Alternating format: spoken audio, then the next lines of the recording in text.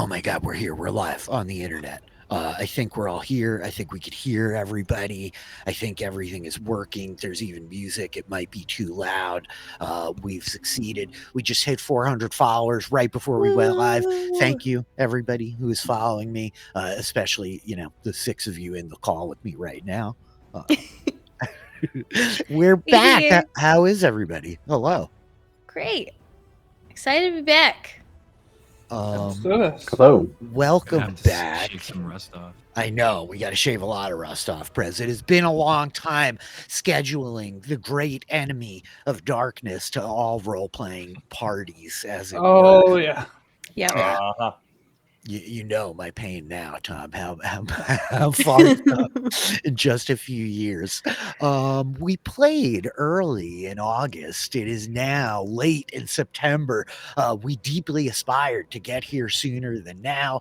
There's dragons attacking the weekends, totally like ruining our time slot. There's all kinds of like fall activities. Life is busy. You guys are playing a ton of D&D in all of your own lives.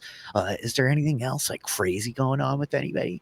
Any like big news we should be clocking as Wheel of Time nerds?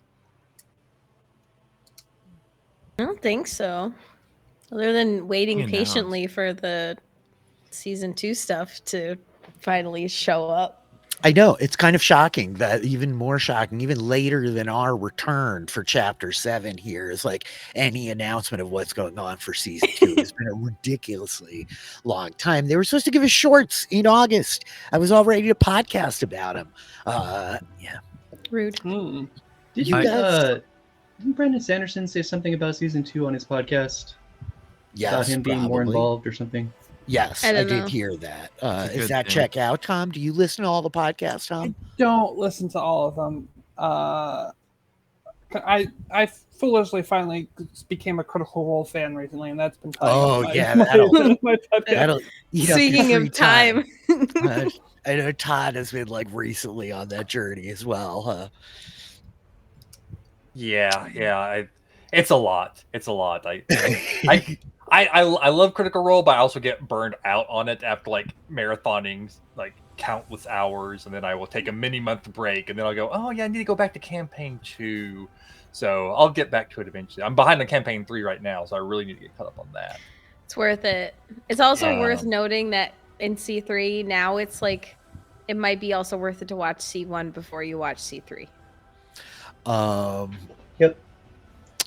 I love that we're promoting Critical Role on DM. Well, I mean, those lucky little kids need all the help they can get, Rich. They sure do. Those nerdy ass voice actors. If you haven't heard of those guys, it's another little D&D stream out there.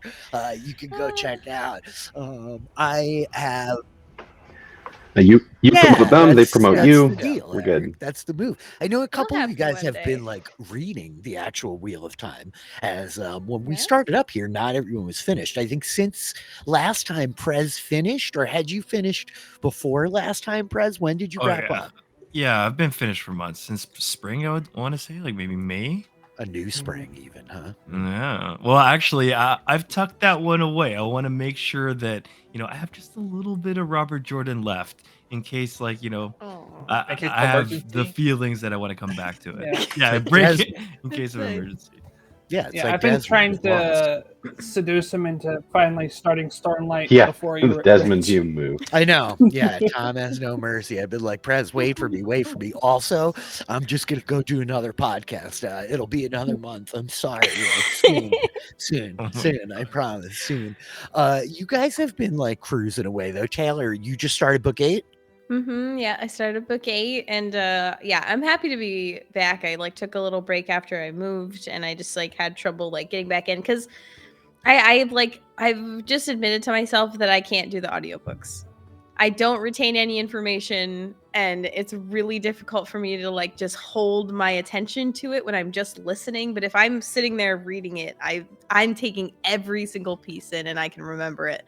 So that's gonna like probably slow me down a little bit.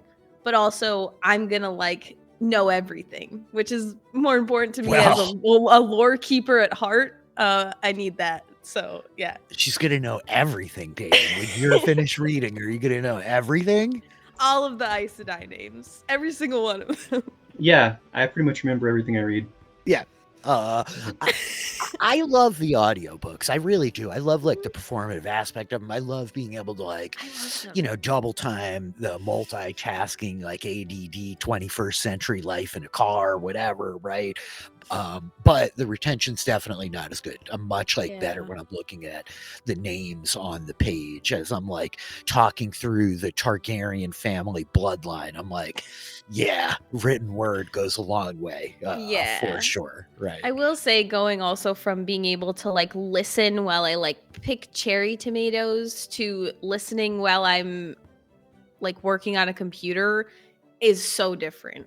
Because I have to pay attention to what I'm doing on the computer, and like I can just mindlessly pick tomatoes, So I listened to a lot of the Wheel of Time picking tomatoes. Yeah. It was perfect. They love me. No joke. Cool. We're back. We're gonna have like a little bit of a shorter night tonight, probably, but nonetheless, I'm like very excited to get back to things. Any like big thoughts at people's like top of mind here? Is there anything we want to like go over, reflect on, review, discuss? Do you think it's gonna be short night? 'Cause it's gonna take that long for Sarah to sell out? Sell out the mail channelers. So it's like, they're gone. So that takes precisely about 5-10 minutes. Yeah. Roll new characters. This should all resolve very quickly. It was only a 7-chapter book. This is actually a Wheel of Time short story. Yeah. Oh my gosh. That would be cool. Then we restart it, and we've. It's a very good point. It's a very good point. This time we run from the Aes Sedai. We just run. I get you down in 5 episodes that time. Tom's gonna be like, I'm gonna run the whole Daniel gambit differently on the next pass. I've recently been rewatching Rick and Morty, and there's like such shared DNA between these things as I'm thinking about it now. Of like the central finite curve to the Wheel of Time. Like this is not ever a sentence I thought I would hear in my lifetime. Yeah, that's amazing. I haven't drawn that line. I see what you're saying, but I would never have made the Rick and Morty and Wheel of Time. They share a lot of DNA. Just connected for me right now. That's amazing. Like you guys watched it. The wheel weaves is the wheel. I think the Meeseeks box is a tear angle from the Age of Legends. Actually, who's Mr. Poopy Butthole? Oh my god. Mr. Poopy Butthole made me cry. This is a real divergence, but he made me cry. Flashback to high school. Final like stinger at the end of like season 5 where he's talking about like you need to be brave enough to love the people that want to love you rather than shutting yourself down. I was like, Mr. Poopy Butthole was like the ultimate touching speech right here. He's like shattered my icy heart. For real. Anyway, nothing sums up Dan Harmon's aesthetic than that sentence right there. I mean, it's true. Yeah, he could be one of the Forsaken, maybe. Oh, for sure. Yeah. Oh my, wow. Incredible. 14th Forsaken, Rick. So. I was kind of thinking Rick would be Luce there and Rain would be Morty. I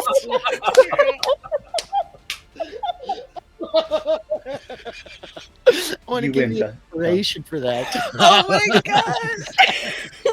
That's really good. Wow. Anyway, oh my god. If you haven't seen Rick and Morty, it's pretty funny. It's about properly rated. I'm going to say it really is. It's probably about as good as you've heard it is. I have not seen it, and I'm just smiling politely and acting like I have some idea what you're talking about. It's quite good. I think you might get some real mileage out of it. There's some good stuff in there. So,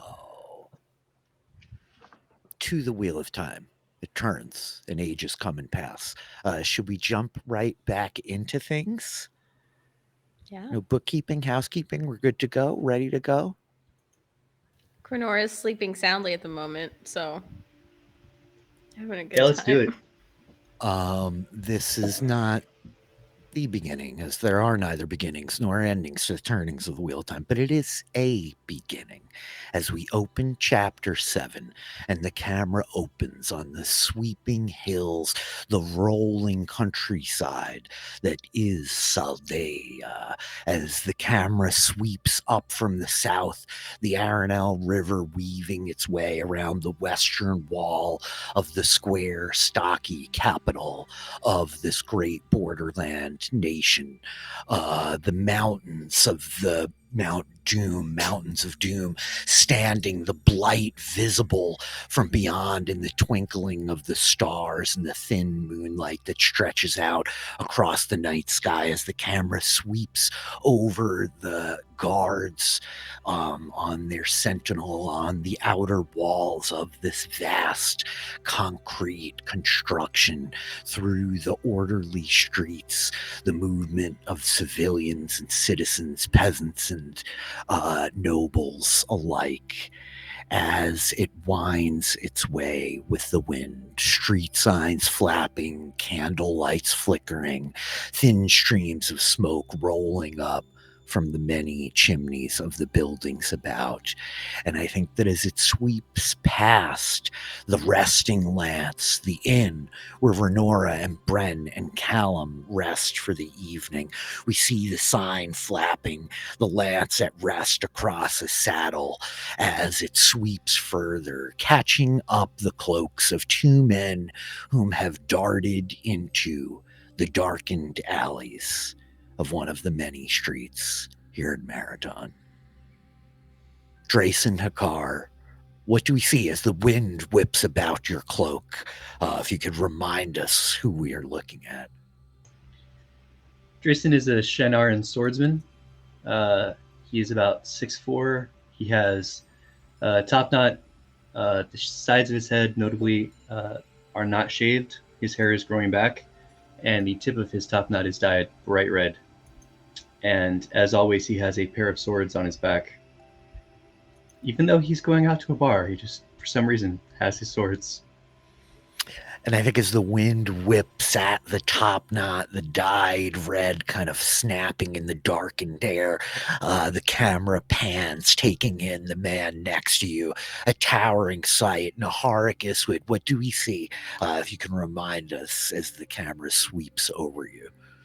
Yeah, so Naharic Iswid's about 6'6".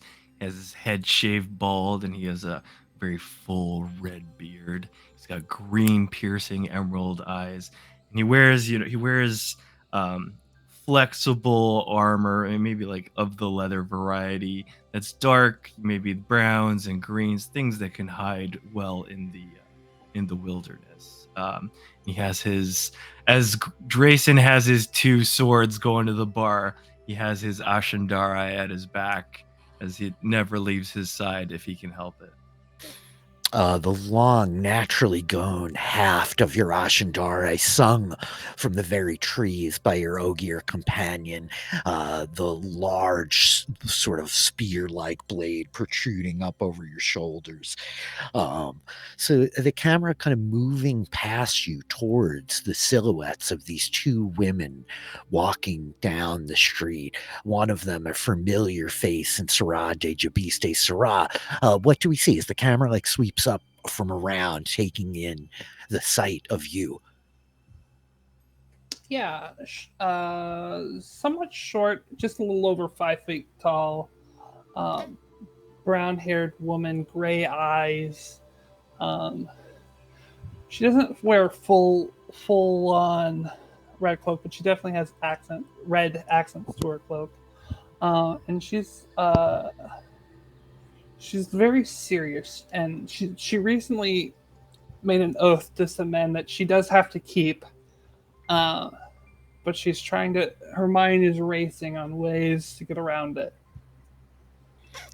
As she strides beside a figure next to her, standing taller, a woman near 6 foot tall with long, kind of slender neck, the coppery skin of a Damani, Duhara Basharine.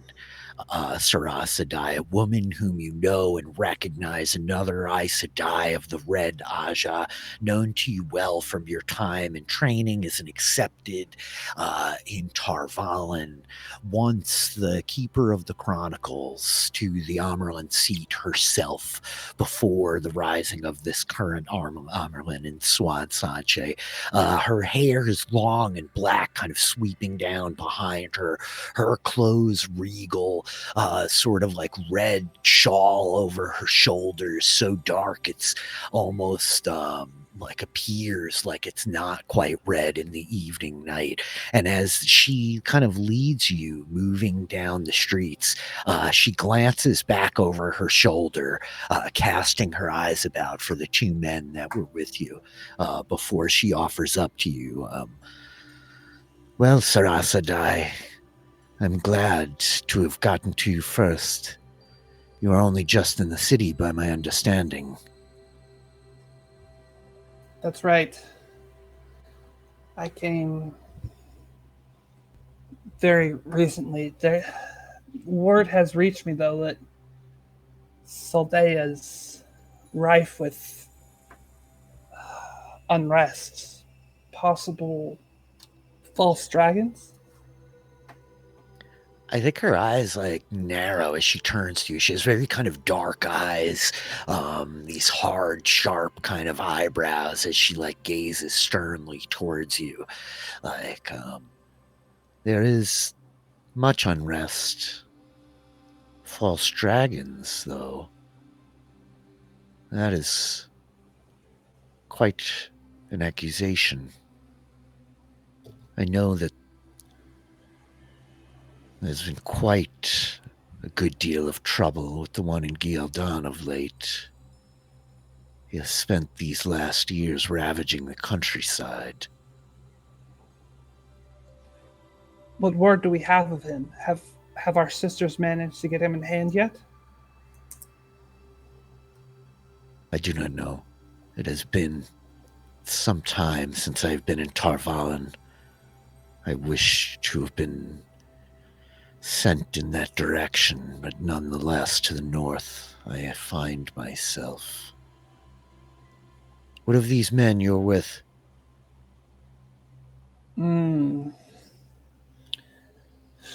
They have proven themselves at least competent in combat, and for that I am grateful. It has been a struggle, though. They are not as naturally,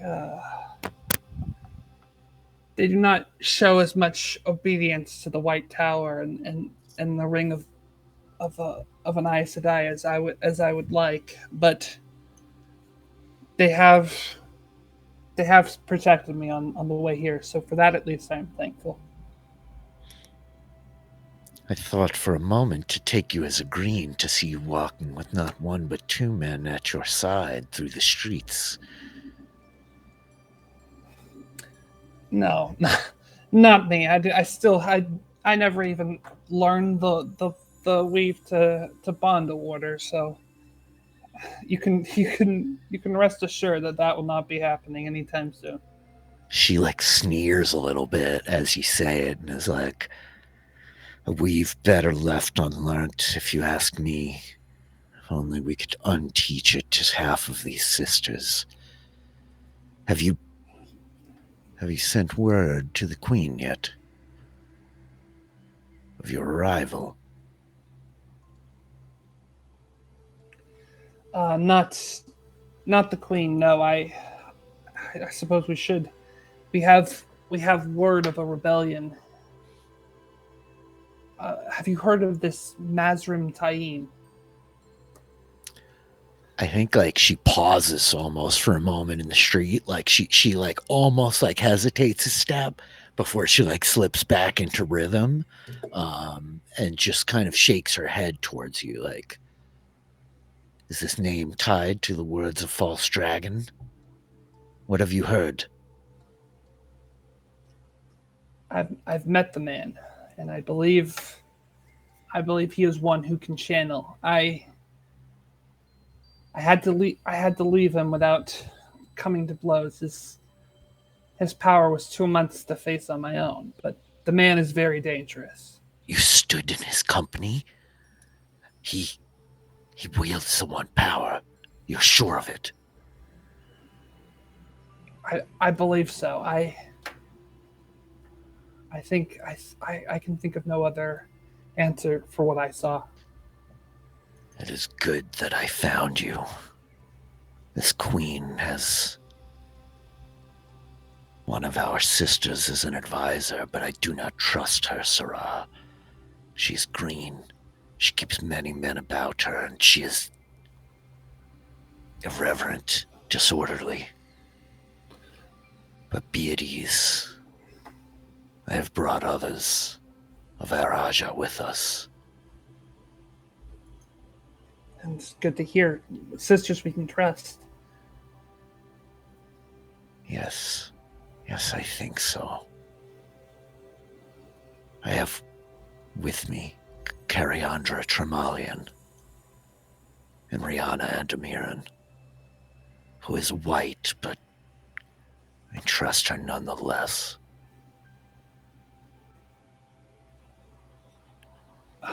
If the whites are good for one thing, it is seeing the logic, and there's no logic in allowing a man like Mazrim Taim to rage in this country. So she should be helpful to our cause. Come. We should not speak so openly in the streets. Yes, of course. We will Forgive me. return to our rooms and speak with the others. Decide our order of business.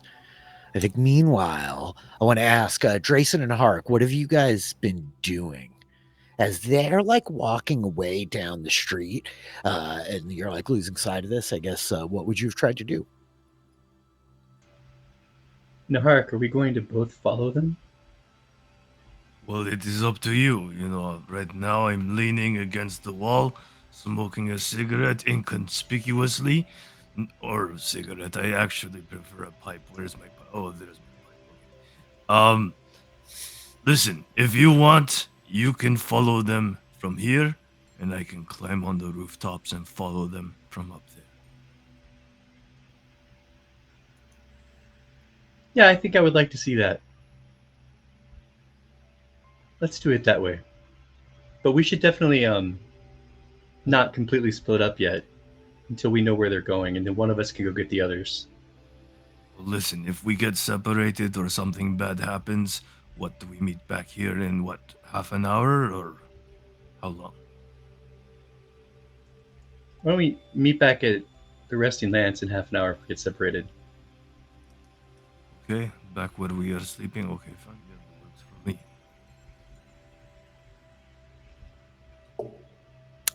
So, you're going to try to climb up onto a roof and sneak after them, Naharik, and you're going to stay on the ground, Drayson? Is that what I just clocked? Yes, sir. Apparently, I like to climb. It is what I'm doing. Excellent. So Naharik, as you start like scanning around, you can try to like climb up kind of quickly, or you can take a little bit longer. As you see like back towards the edge of the alley, there's like a short wall that leads up to like a shorter roof to another roof. You'd have to like lose line of sight on the Aes Sedai. It'll take a little bit longer to get up there, or you could try to like scramble up quick. All I have to do is keep an eye on Drayson Hakar, so it is not an issue. I will do it slowly. I do not want to raise suspicion. Okay, as Naharik starts like sliding back down into the alley, like hopping up, grabbing the short stone wall, pulling himself up into roots. Drayson, you're going to start like winding down through the streets after them? Very carefully, yes. Okay, I'm going to have you make a hide check here. Are you sure you don't want it to be a move silently check? I think so, yeah. Because I've got +4 in one and +11 in the other. I bet you do. Go for it. You could try to like move silently.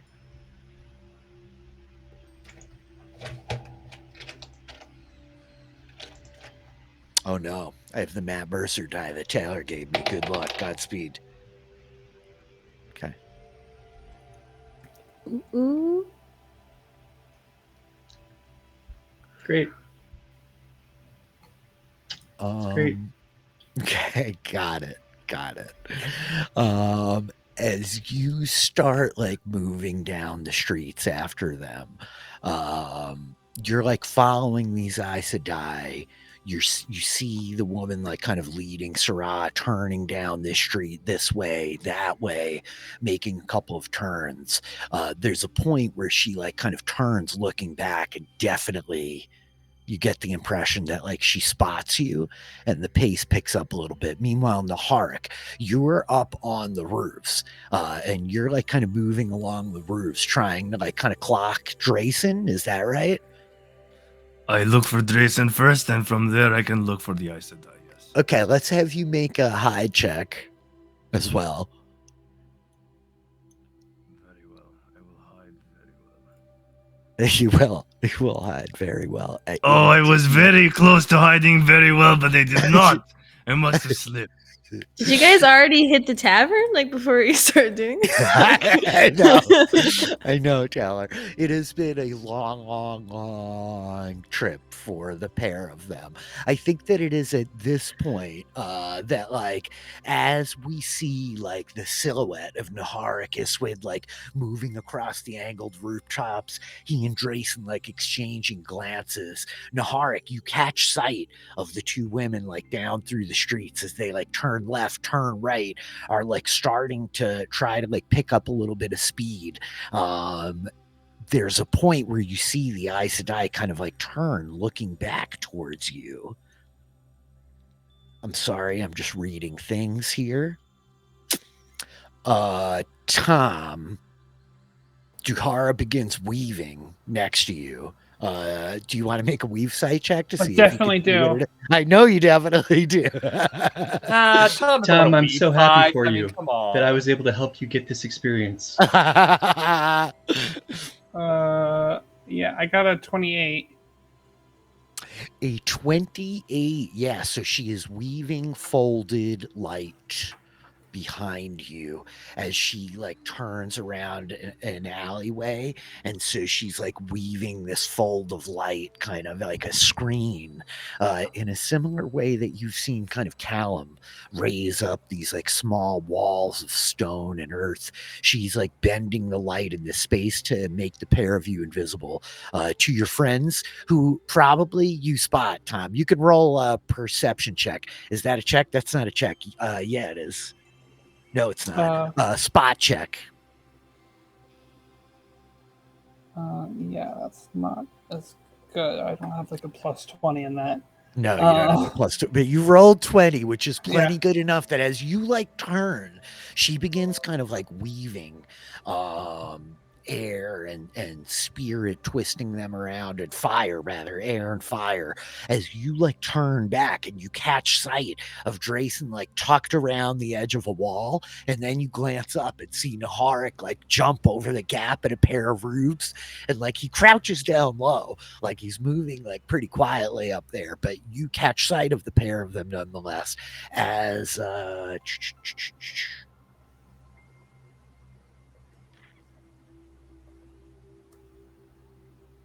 as you guys lose sight of the pair of them. And with that, Duhara kind of grabs you, Sarah, and like pulls you into like the doorway of a building. Like, this way, with me. Of course. Sarah will come follow in. And so Naharik and Drayson, you guys like lose sight of them. You see them like step around the corner, and the woman who's been leading Sarah like stops and turns and looks back to you, and then suddenly like there's like this thin shimmer for a moment before they kind of like vanish from sight. What do you guys want to do? Drayson's gonna stop trying to hide and move as quickly as possible towards the alley where they disappeared. And can I like, there's some kind of survival check I can make, see if there's any tracks? I mean, give me a search check. The ground is not stone. Yeah, there's cobblestone in the streets, but there's all kinds of dirt and stuff like that. Give me a search check as you come darting up. How about you, Naharik? And Harg will probably look for the closest place that he could climb down to that area where he lost sight of them, Mhm. and start heading that way as well. Okay, so we see Naharik like kind of dart over to the edge of the building, dropping himself down off low, like jumping down to a barrel as he begins to move. Drayson, while you come like darting over, yup, got that. I think that from here, the camera will cut as we see like Nahara come around the corner, Drayson like crouching down, looking in front of him, like scanning the street, like beginning to peer around the corner to see where they go. I think that the camera will fade to black, cutting away as it opens back up on the sign of the resting lance, kind of blowing creaky in the wind.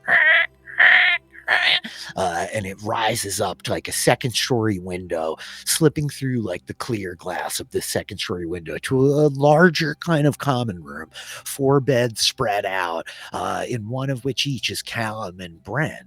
And I guess I would ask you guys if either of you are awake, if you're both dead asleep, if you're talking, if there's anything going on as we stop in with you here.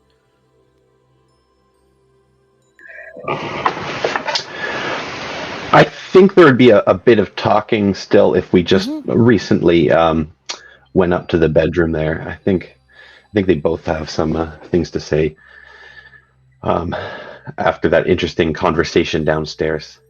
I think Bren will probably tell Callum. Did you see the way that Sarah squirmed when we just tried to get a straight promise out of her? She couldn't say it the way we wanted.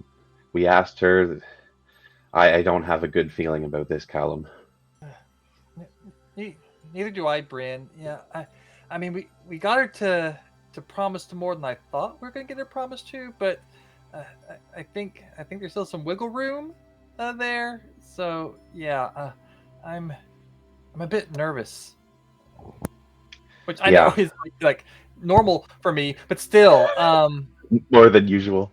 Yeah, maybe more than usual. And I don't like the fact that there's other Aes Sedai in town. No, I don't want to leave these people. They're our friends, and they've helped us. I feel we need to watch out for them. But if she tries to take us to the other Aes Sedai or take us to the Queen, even, that's a step too far. I don't think I could go along with that. I'm with you, Bryn. I don't want to leave them. I still feel like there's some reason why we met them. I mean, everything with our dreams. We like the pattern has brought us together, but I don't know why.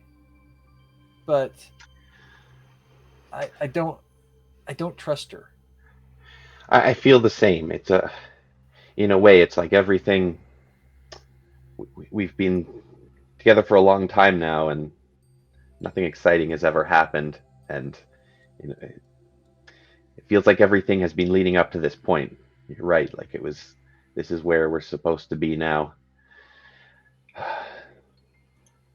But if that's for our good or our ill, I don't know. Either. All right. Do you think we better get some sleep soon? Do you think Drayson would help us if we needed help? Yes, I get a good feeling about him. He doesn't always take the Aes Sedai at her word. He's challenged her and stuck up for us. I think we have a friend in him, at least. I think so too. I don't know about Renora seems to be, I mean, she's friendly and all, and she doesn't seem to be, freaked out by what we can do. But she's also been like pretty, like I don't know, maybe not reverent of the Aes Sedai, but I don't know. Yeah, she's so wise and has so much life experience. It's almost like she's on another level. I find it hard to read her. You know what I mean? Yeah.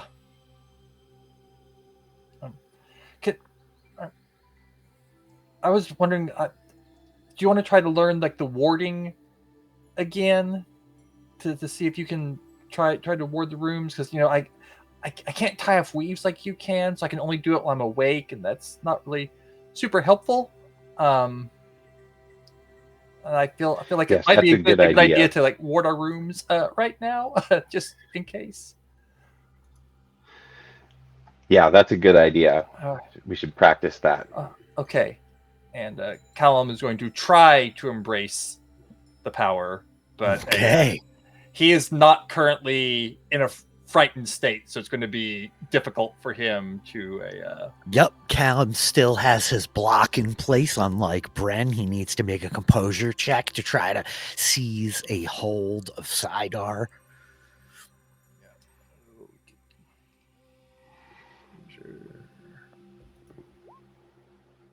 Ooh, I don't think that does it. Pretty sure it doesn't. Double checking myself. I thought you might have needed it at 15. Maybe because I know there's different scores I need depending on whether he is in the correct state or not, and I couldn't remember for sure. I'm double checking. You can double check for me as well here, Todd. I think that the camera will fade for a moment, shifting through the wall to Renora in the room next door, or in the room downstairs, rather, in the back of the inn, having taken this Ogier room. And Daniel is upstairs with the boys, right? Mm-hmm. I believe Daniel is asleep in the bed upstairs. Yeah. I think actually Daniel got his own room. I think they put him in a single, and the rest of you. Right? Is that what I have? Because I know I carried him up to a room. He's asleep in a bed in this inn, yes, and I think he's in his own room. And then there was another common room with the 4 boys. And another room for Sarah. There was much discussion as to the Great Tower, the Great White Tower, picking up the bill here. Yeah. I know there was a lot of debate. There was a discussion. Yeah. I said that they would. Fair. That's very fair. Yeah. As we cut into this Ogier room, Renora, we see this oversized bed suited for an Ogier's mass. There is a stained glass window, right? It's got all these panes of this dark kind of green glass, and a large tree growing up in the middle with all of these pinkish white kind of stained glass blossoms in it, almost like a magnolia tree, some actually falling in this kind of cascade in the image on the glass. It's not an overtly giant room, but it's certainly spacious in its accommodations. A little bit of a dresser there, a short dresser, and then an end table with a candle and a pitcher of water, a large wooden mug next to it. And then there's a small shelf with a series of these kind of books on it. They're all a little bit haphazard. It doesn't seem full or particularly organized or orderly per se. I think as you glance at it, Renora, you get the impression of it having been a time since an Ogier was in this room. There's dust and some cobwebs on the books and this manner of stuff, right? Yeah. I think Renora would probably be kind of dutifully tidying up the room a little bit. And organizing the books on the bookshelf before probably picking one out to study it a little bit. Spending a little bit of downtime before bed, probably also sharpening this axe head that she found recently in the forest outside of this place. like a little bit concerned for Naharik, who just like left with Drayson and Sarah, but is trying to enjoy herself. Very fair. As you like tidy up a little bit, like, you pour some water for yourself, you sit down, you're kind of like standing the books up as they're all tilted over. This is not great for their spines. You want them standing nice and vertically as you're pitching them. And you see like some familiar looking titles and the travels of Jane Farstride or recountings of the Empire of Arder Hawkwing, small like excerpts of a translation of the Kyriathon cycle, right? But I think in the midst of like your digging here, you actually like you stumble across a book as you're like standing them all up. You see there's a book like in the back of the shelf. It's been like turned kind of like horizontally, right? So it's like behind the other books. You wouldn't have like noticed it if you weren't for your reorganization of all of this. And as you reach in and like pull it out, you see it's like a little bit bigger. This is why it's like positioned this way. It doesn't quite sit vertically and like fit into the shelf. So it had been like tilted on its back and put into the back. And as you pull it out, you see it's got this very kind of like simple leather cover and binding on it. It has drawstrings around it, like the cover tied closed. It gives you the impression almost of like a traveling journal. And you see in the old tongue, in ink on the front, it says the Journal of Emond, son of Bendrin. Journal of Emond, son of Bendrin. Yeah, I think she'll like kind of like take her cup of water, like bring it back over her to the bed and like wipe it off a little bit and like very gingerly like open it up. Yeah, you open it. I think the dust like kicks off of it. It gives that bit of a creak. The spine's got like resistance. It's been a long time since anybody opened this or like looked in here. And you see like the muddied pages on the front of it beginning this recounting. It looks to be, it's in the year like 963, which is about 30 some years in the past. It's like 998 right now, the spring of 998.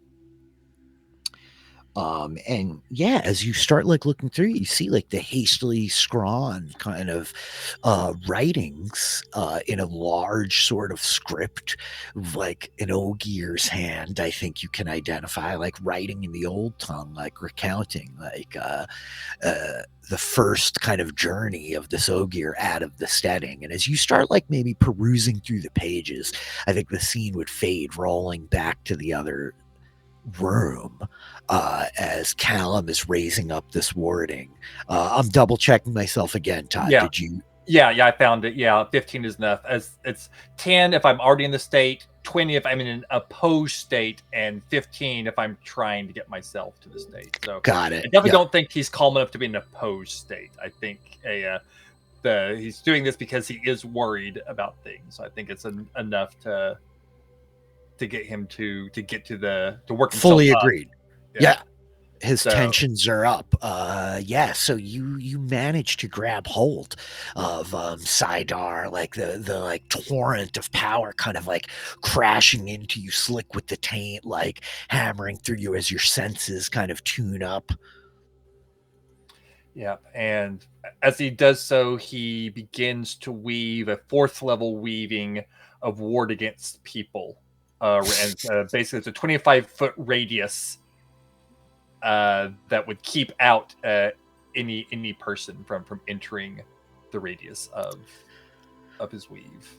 Excellent. And Bren, are you going to try to make a weave sight check? Is that what we're doing here to see if you can clock this? Do you have to ask? No, it's just a formality. Gosh, you could make this thing big eventually too, Todd. Yeah. 5-mile circle. If only Callum could tie it off so he didn't have to be awake to keep it up the entire time. Yeah, really. Maybe one of these days.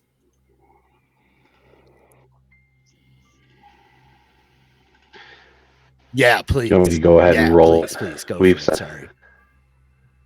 Okay. Oh, did it? did it go? Oh, there we go. 19. So this is not in a talent that I have, but I could cast it because I. Yeah, it's a level 2 weave, so you would be able to cast it. So I think it's a DC 20 to learn, DC 15 to identify. That's correct. 20 to learn it if it's a level you're capable of casting without overchanneling. So you see how he's able to draw the earth and the fire and the spirit together here, though you don't think you can quite like recreate it on your own, but you fully like understand how he's pulling this all together. Yeah, I think Bren's kind of like trying to replicate it, but it's just like not quite there. Maybe next time. Need more practice. I think Callum drops. I think Callum's tired, and the strain of it's a little too much for him right now. So he drops the weave and drops the power. Who's got the bird? If we recall in chapter 5, there was a moment where we emerged from a waygate just north of the city in the blight line, as it were, amidst some kind of like digging for a weapon for Renora, was discovered an axe head, but along with it, a bird made of this white, like smooth, hardened substance, Gwendiar, perhaps. You mean the thing that Renora gave to Callum? Yes. Like a good friend, the thing that no one is upset about the fact that Renora gave it to Callum and not to anybody else. Why would anyone be upset about it? Yeah, no one at all. I don't. Does Callum still have it? I thought so. I know she threw it to you, and I don't think you gave it away. No, I don't remember giving it away. So. Okay, Callum, can I have you make a spot check? A spot check. Alrighty. That's probably right. Yeah, that's about right.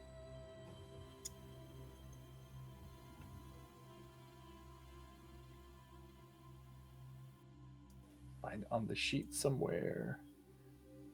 It's a lot of skills. Lot of skills. 21. Callum, where do you have the bird stash? Where'd you put it? I think it would just be in his bag. I think you feel this kind of heat almost emanating through your bag, and I think you hear almost something like clattering a little bit, almost like movement. As you like turn, kind of like looking back, or you're not actually wearing your bag. You're probably like sitting down on the bed. Yeah. It's probably like right next to me. Yeah, because we're not like in bed yet. He probably like has set his bag down. It's probably near it, but yeah. So I think that you like as you put the bag down, even it might be there that you're like moving it, going to maybe slide it under the bed. You feel this kind of like heat radiating out of the side of it, and you hear what sounds like the little like clattering almost of movement for a second.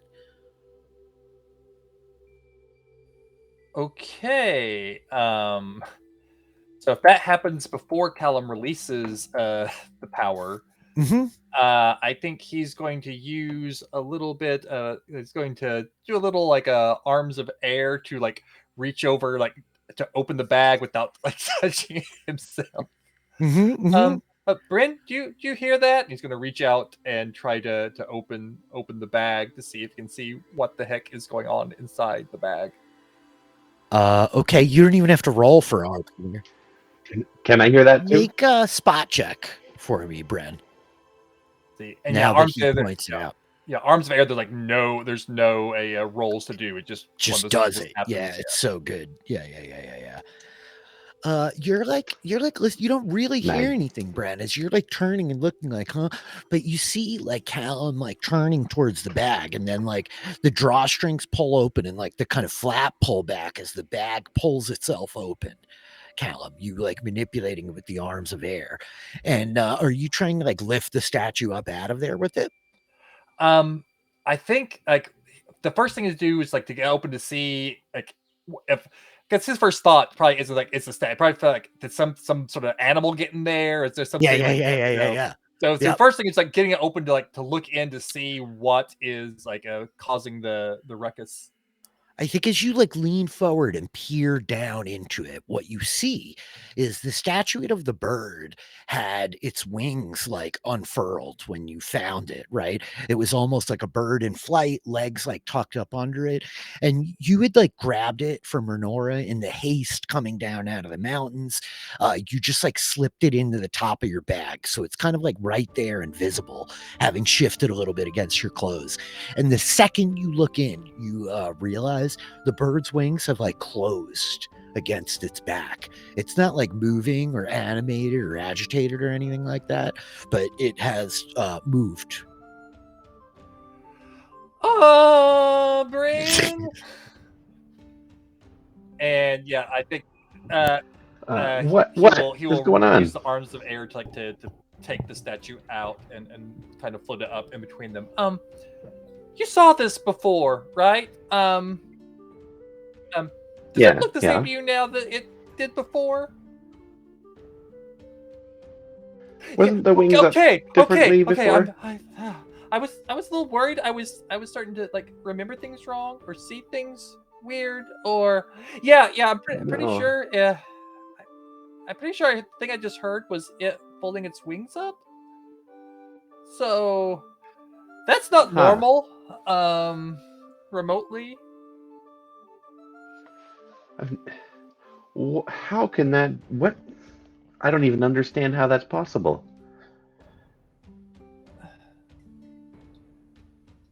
Can Callum like sense anything about this? Is anything like coming off of this? Anything that Callum can like feel or sense, like any connection to it? Anything at all that would push him one way or the other to whether he would be willing to experiment? Let's have you make a weave sight check. A weave sight check. Ooh. Yeah, how about that? As you're like holding the power, like Sidar kind of like raging through you, and you like scan down towards this thing, like assessing it, eyes narrowing. 20, huh? Or that was your other roll? Is that what you just rolled? That's what I just rolled. Yeah, because that was my weave sight check 20. But my spot check was 21. So I think that as you peer down into it, you see that like you get the impression that it's almost like drawing off of your power, off of the one power. As you're channeling, it's trying to like draw more off of you. You like get the impression it like wants you to channel like spirit and air into it.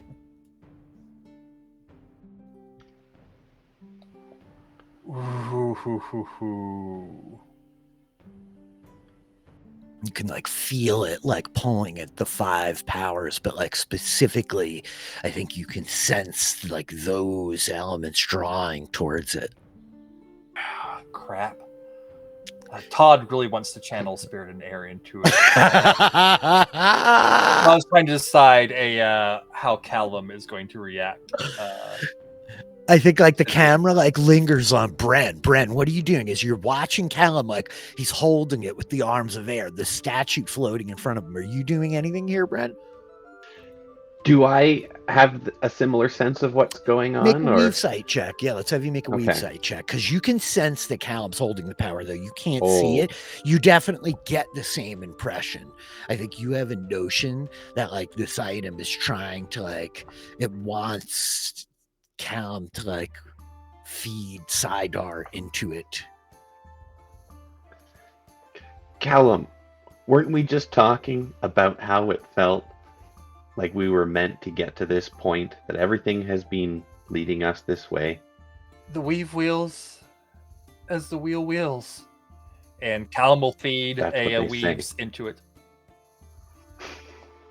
I think as like you begin like channeling air and spirit into this thing, The camera like kind of sweeps past Bren, circling around Callum, his eyes wide as it like pulls around the statue, like the camera just lingering over it, pulling down in tight on this Quendiar bird as it like floats in the air just in front of Callum and kind of like slips down in. And I think Callum, the room starts to go like dim around you. You hear your own words as they're kind of like being spoken, and I think you blink and you're like looking around, and you're not looking at the room, the world around you. The colors are like washed out. They're these sharp monochromes, grays, blacks, whites, and you feel the wind like pulling around you, pulling at your hair, at your cloak, but it's not your hair nor your cloak, it's your feathers. And your talons clench down onto like the bit of the wind vein beneath your feet. And then you spy it as a rat darts through one of the alleys, and you leap off of the top of this wind vein on top of a building, and you feel the wind beneath your wings as your feathers carve. And I think the camera pulls away as we see like this large horned owl like just drop down out of the night sky into one of the alleys, grabbing a rat from the stone. As the camera cuts again, and we see Naharik Iswid and Drayson Hakar standing in an alley. Drayson, you're scanning the stone in front of you. You don't see any tracks. You don't know exactly which way they went, though. You feel like they went this way, like right in front of you, and there's this strange kind of almost like shimmer in the air in front of you, where you're seeing what looks like something like pass by, and yeah, Naharik like drops down to the ground and comes like trotting down the alley behind you. Yeah, I'm just going to walk through the shimmering air. You Whatever. step through the shimmering air, and Naharik, as you're approaching, you watch Drayson like step through, and he just kind of like vanishes. And as he gets to the other side, you see this like blur kind of where he is, this veil of kind of illusion dropping down at the end of the street. As you step around the corner, Drayson, Naharik, what would you like to do? I think Naharik just looks at what just happened. He just sighs, pulls out his Ashendari. Here we go again. And he runs in. And he runs in. Amazing. As Naharik comes like running through like the shimmering veil of illusion magic. Drayson, you're like standing at like a T intersection. You see a dog like kind of trotting down the street away from you. A few like blocks away, there's a small cluster of people coming out of a building. You get the impression you hear them like talking too loudly, laughing too loudly after their evening of revelry. You're like glancing around next to you, and you don't see anything, though you hear these footsteps from behind as Naharik comes like dashing through the veil from behind you. You just see the shimmer for a second before he appears, Ashendari in hand next to you. Naharik, why do you have that out? Listen to me. I don't think it's. You went through something and you disappeared. I don't know what's on the other side of this, so I brought my weapon out. Do you remember the last time we went through a portal thingy like this? That's fair. Where did they go? Trying to figure that out. Oh, you lost them? Maybe. I feel like if they'd gone in this direction, these people would be quieter because they would have walked past an Aes Sedai. I don't know if that makes sense. I just feel like they kind of bring down the mood whenever they're around. So happy people wouldn't be as loud and happy. So maybe we should try in this direction. You're the borderlander. You know better than I. And I think that the camera cuts away from the pair of them. They're like just on the other side of the door, right in front of the corner building. They're standing like just at this like intersection. And on one of the doors around the corner, we cut through. There's a staircase leading up behind you, Sarah. You're standing in this sort of like small kind of like alcove with Duhara as she's like peering back through like a gap in the door. And I think she just turns and looks at you as they say this. And she's like, these men are lucky that they have earned your admiration, or I would deal with them much more fiercely. Yes, they should thank the light. I've spoken so well of them when they are so disrespectful. I will need to work to get them in line. What do they know of Taim? Are they involved in all of this? Are they...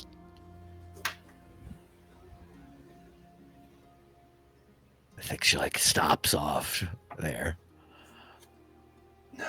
No, they are not with Taim. They heard him out, but they were not willing to go with him.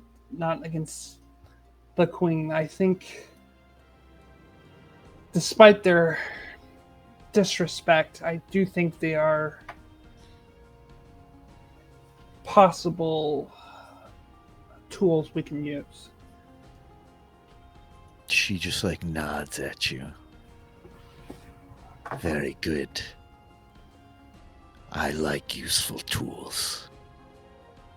And she throws the door open, stepping into the street in front of you, where she begins weaving. Sarah, you may make a weave sight check as you see the door on the corner building opens, and like out stands this woman. Her like long thin neck kind of like craning forward, dark eyes narrowed as she looks back at the pair of you. She has this dark traveling cloak on over like a lighter kind of gown with this like red shawl so dark as to be almost black around her shoulders. And Naharik and Drayson, I need you guys to make reflex saving throws. She is weaving hardened air, Sarah, like solidifying the air around them. She is weaving hardened air at let me double check myself, at a 4th level. Okay. That's actually a save I'm good at. 20! Naharik, you see the second that the door starts to move, you are like backpedaling on the balls of your feet as Drayson like drops down low, like moving into like a defensive position. You feel the air just solidify around you, Drayson Akar, like a stone. You can still see and hear, but like you're suddenly like as you're like held, your head encased, like for a moment you're like frozen solid. Naharik, what do you want to do here? Drayson, what is wrong with you? Are we not going to try to follow them? You see Sarah standing behind this woman who has emerged from the doorway. She's like standing in front of a stairwell in like the building on the corner here. Sarah, you see Naharik and Drayson. How far away? So the building is probably about like 20 feet away from where you're standing. You gotta like step back maybe 10 feet out of the hardened air. So they're like 30 feet away from you. Sarah's maybe like 5 feet in back into the doorway. Sarah's gonna hold up her hand and call out, calm yourself. Calm yourself and you will not be harmed.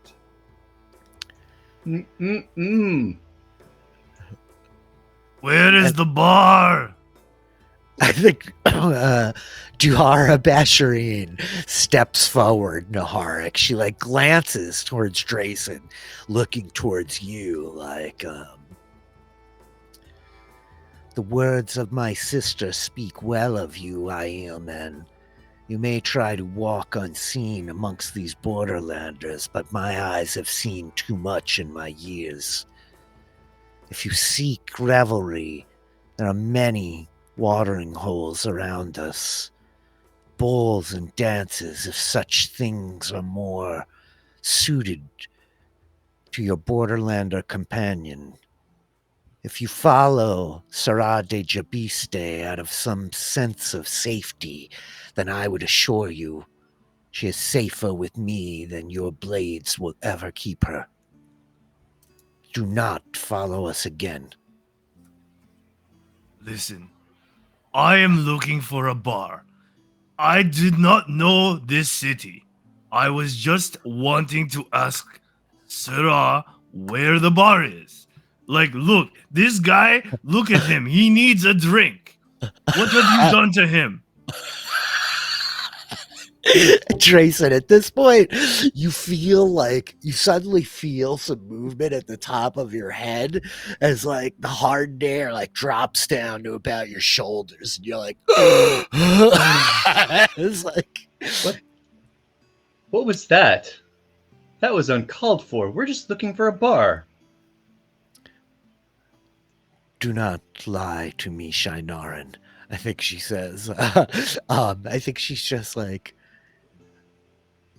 I do wish that all men had to take the 3 oaths, but alas, I have no recourse for your twisting words. Saldaea Jabiste does you great honor in speaking well of you both. I will presume you follow out of some sense of loyalty to her. She will return, I promise you. If you seek revelry. I think she like gestures down the street where you see the kind of group of people like walking away. She's like, there are many such establishments where you may find it. Listen, is it a good bar? That is why I want to ask. I want to make sure it is a good. I don't want to waste my time or my money. Naharik, please, do not press your luck further. Okay, listen. She called me an Edelman. She does not know what she is talking about. I am just a red-haired person.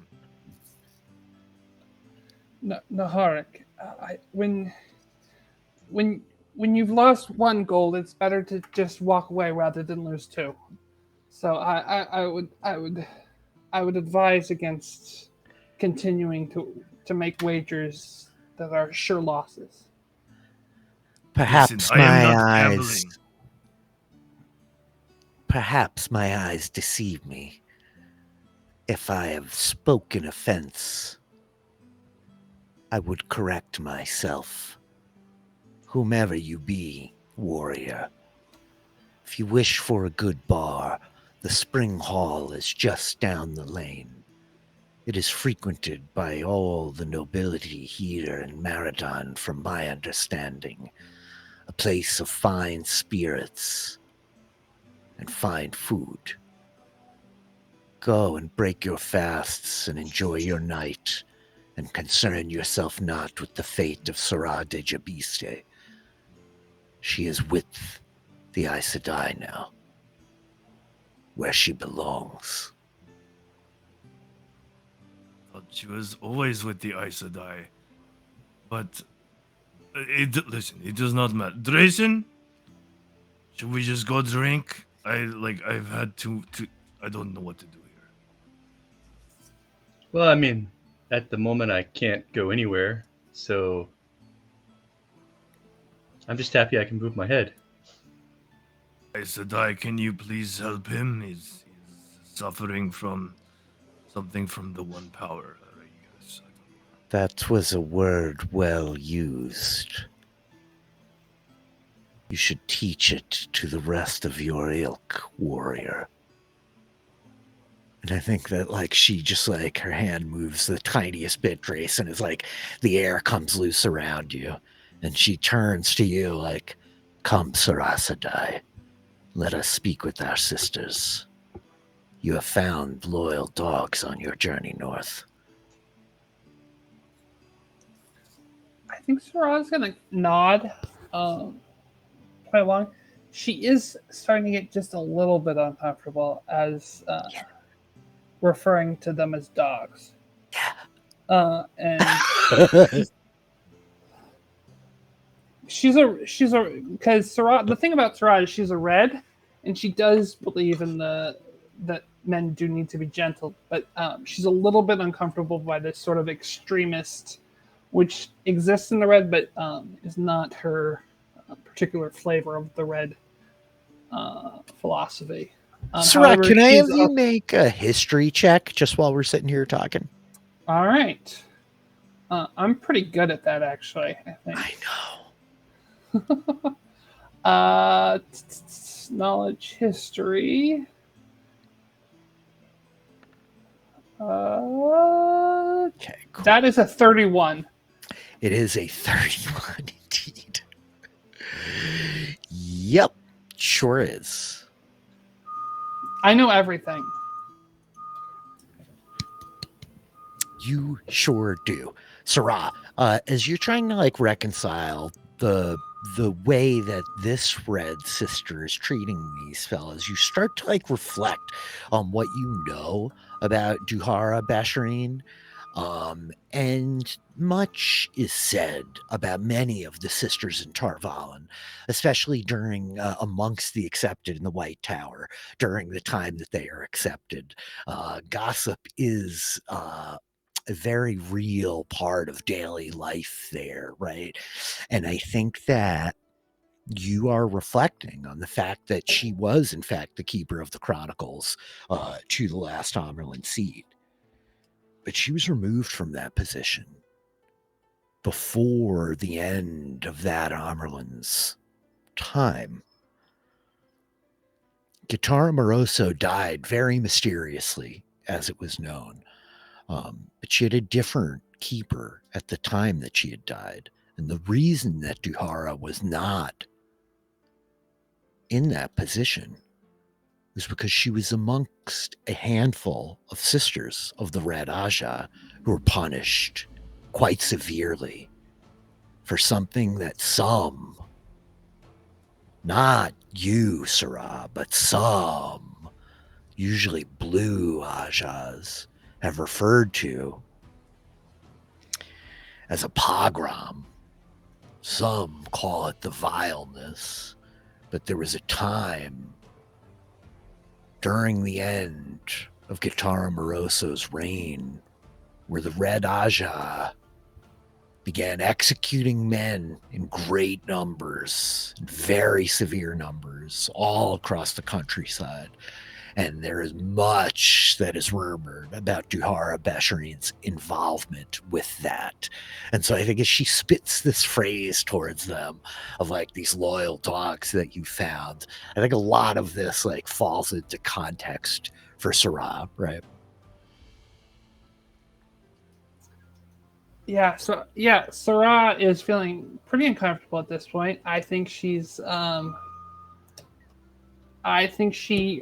on her own wanted to trust the red, especially she's been traveling with these men who can channel, and it kind of freaked her out. And seeing other sisters, especially red, she sort of sought them as a source of comfort. But hearing this dogs and like this doesn't like she doesn't have the best relationship with all of the men she's been traveling with. But especially Naharik, she really actually quite enjoys, and hearing him referred to as a dog really actually offends her. So she's not going to say anything. Mm-hmm. I think she's got that Aes Sedai respect the sisters who have been Aes Sedai longer, pretty ingrained in her mind. But she's definitely like looking at Duhara more skeptically than she was before. Yep. And so, yeah, Naharik and Drayson, like, there's this moment here where she says this, and she's like, "Come, Sarah, let us find our sisters and consult what we will do." Yes, of course. Lead the way.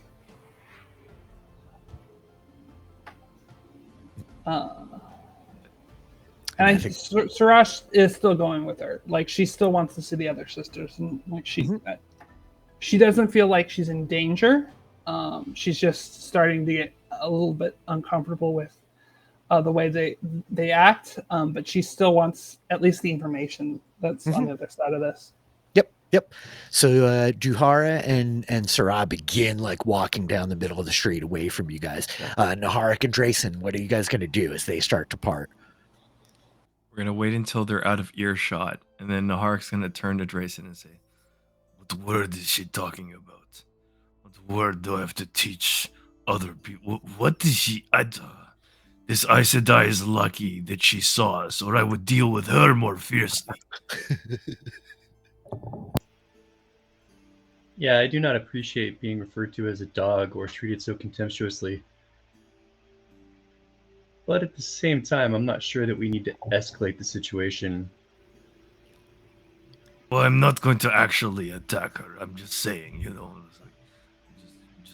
bit of anger venting, Yeah.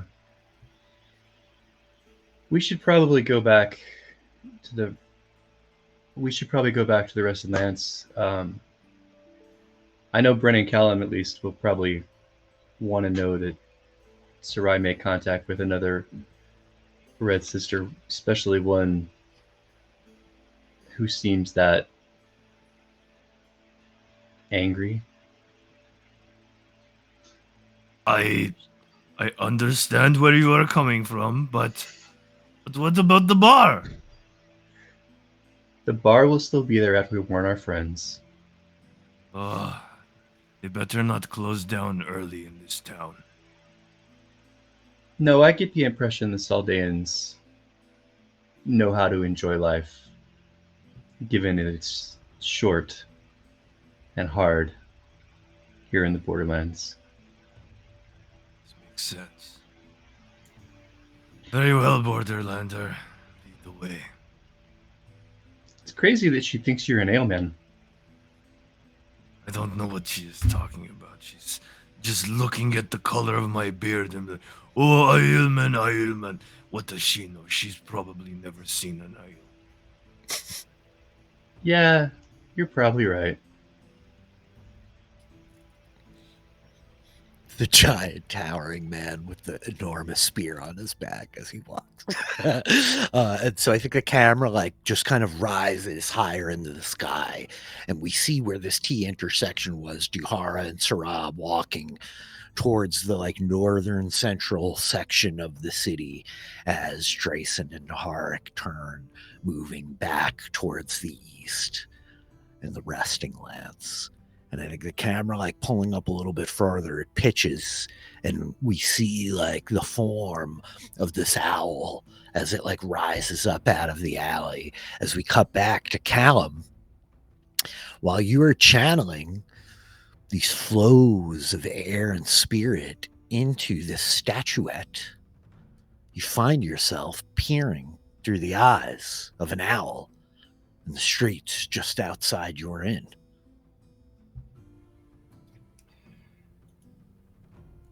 Does Callum get the sense that he can wield any influence over the owl, or is it just like passenger only? Yeah. Do you try? He gets the impression that he could try. You feel yourself in there. It takes a moment to like unmuddle it all, as you can like sense yourself still in the room with Bren, but you feel yourself in the mind of the owl, almost behind it, thinking through it. You can try to wield influence on it. Yeah, I think Callum would. I think you answered one of my other questions, like the fact that he's kind of like he can feel he's in two places at once. Because that was another thing. Like if he couldn't sense the room, he would definitely be trying to wrest control because he'd be freaking out at being trapped in this body. But if he can, yeah. But if he can tell it, I think it is going to be a thing. Though he's like going to try. He's going to try to see if he can control this, or if he's just able to see through it. Callum, let's have you make an animal empathy roll. An animal empathy roll. That's right. We're working the skill list tonight. It took us 7 chapters, but we're going to cover the whole thing tonight if we can. Not Love even it. half of it, actually. There's like 40 skills. There's so I don't see an animal empathy roll on. It's right up at the top. I see handle just animal. Charisma, basically. Sure, go Okay. with handle animal just as good. Okay. Yeah, I had to add mine manually at the bottom. I think it's like one of those. Oh, it's one of the things like the weave site and things like that. All right. Yeah. Mhm, Yeah. Yeah. probably. All right. Cool. So Yeah. I'll do the handle animal then. Same difference, yeah. If they're especially if you don't have ranks in it, right? Yeah, I don't have any ranks. It's a charisma check. Yeah. So- No. You try to like influence the owl, Callum, right? Like I think as it like leaps back up and starts flying away from the alley, you try I'm to gonna have be it sick, like Brandon. I'm gonna be sick. you do. It's like you could taste the rat in your mouth. You're trying to have it like turn and pitch for a minute. And you get the impression of like it feels you, like it sees you for a second. And then it's just like, and the owl just kind of like takes off flying. But nonetheless, Bren, or Callum, I should say, I'm sorry. While you are not able to like gain control or like act decisively to have it go where you want, you do suddenly have the sight of the whole of Maradon sprawling out beneath you as you look down at like the city lit by the many flickering fires and candles and street lamps and torches and the square walls, the Arenal River pounding along next to it as this owl like circles higher and higher into the sky. It's quite a sensation, especially for a man accustomed to life below ground. Mm-hmm. Yeah, I think as it gets higher and higher, he begins to get a little more and more freaked out. I think there's this weird sense. On the one hand, it's kind of thrilling. On the other hand, for this first time, I don't think he can quite separate the fact that he's not going to fall. It's not him that high above the ground. So I think as it circles and circles, and he starts to feel like dizzy, I think some vertigo starts to set in, and I think he stops weaving into it. I think he drops the weaves and tries to break the connection. Got it. Do you just set the statue down with the arms of air? I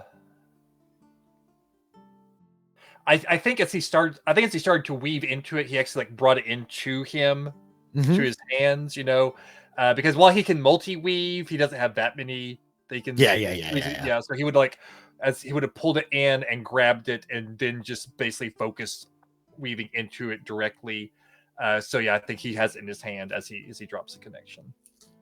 So yeah, Bren, you see Callum, like he's got this glazed look in his eye for the better part of a minute until like suddenly you feel like his connection to the power like sever.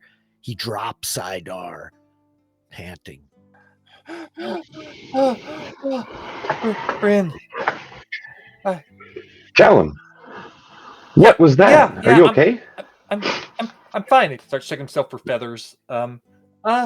Yeah, no, I was inside a bird. Like my mind was inside an owl outside. I could see what it saw. Outside here? Yeah, in the city? like out in the alley.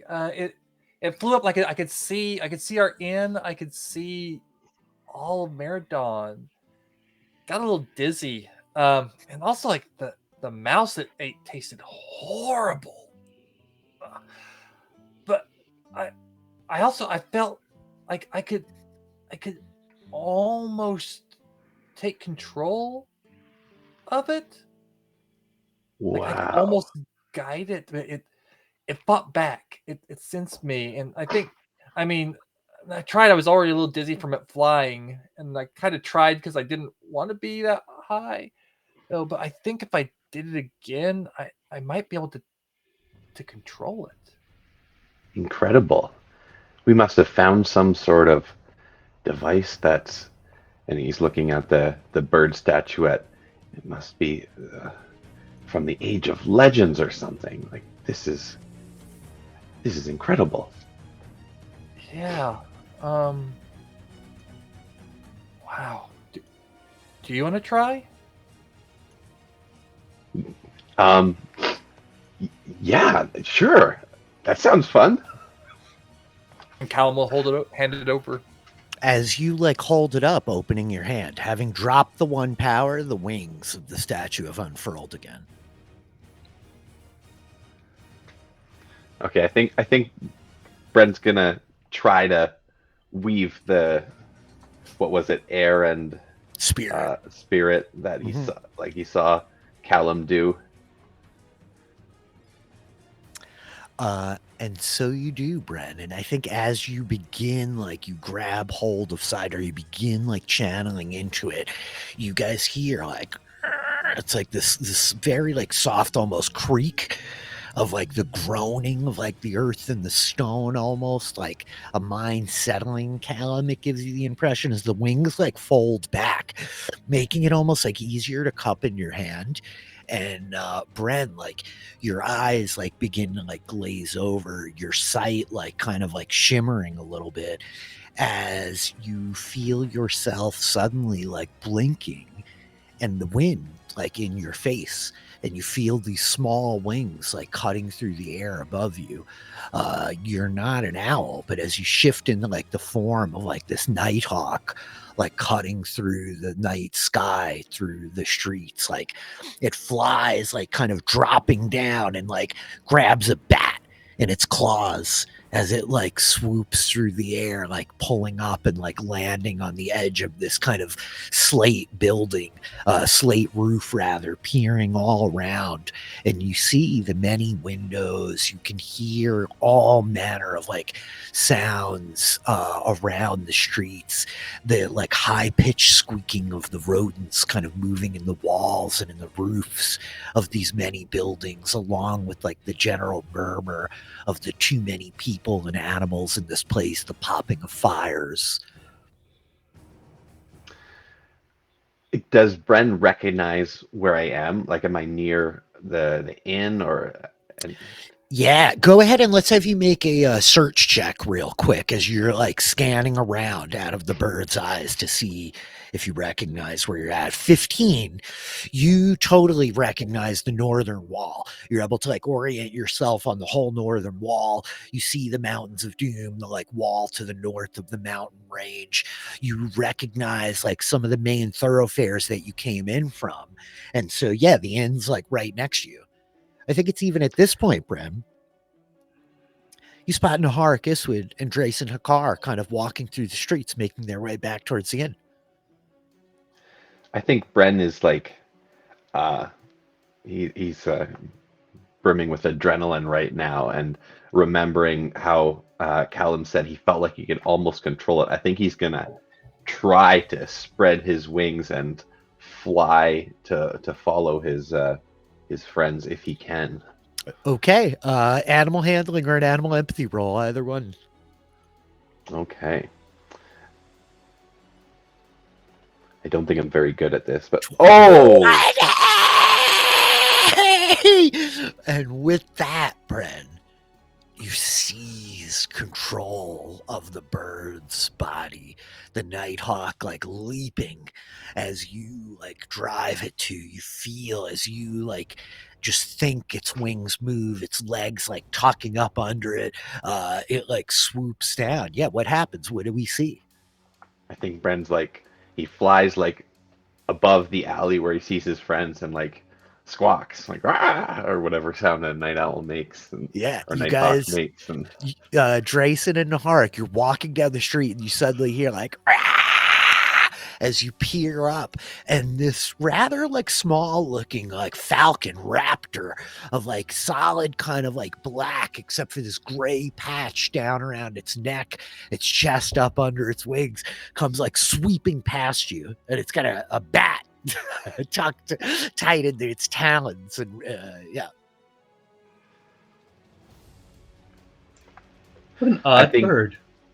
I think if Bren still has the bat in his mouth, I think he'll be like, whoa, wait a minute, and he'll release that. and it just drops the bat right at you guys. I think both of you like, oh. Is it trying to give us the bat? What's no going on? bird. We are not hungry for bat. We are going to eat something else. Yeah, I only eat bat when I'm really, really hungry.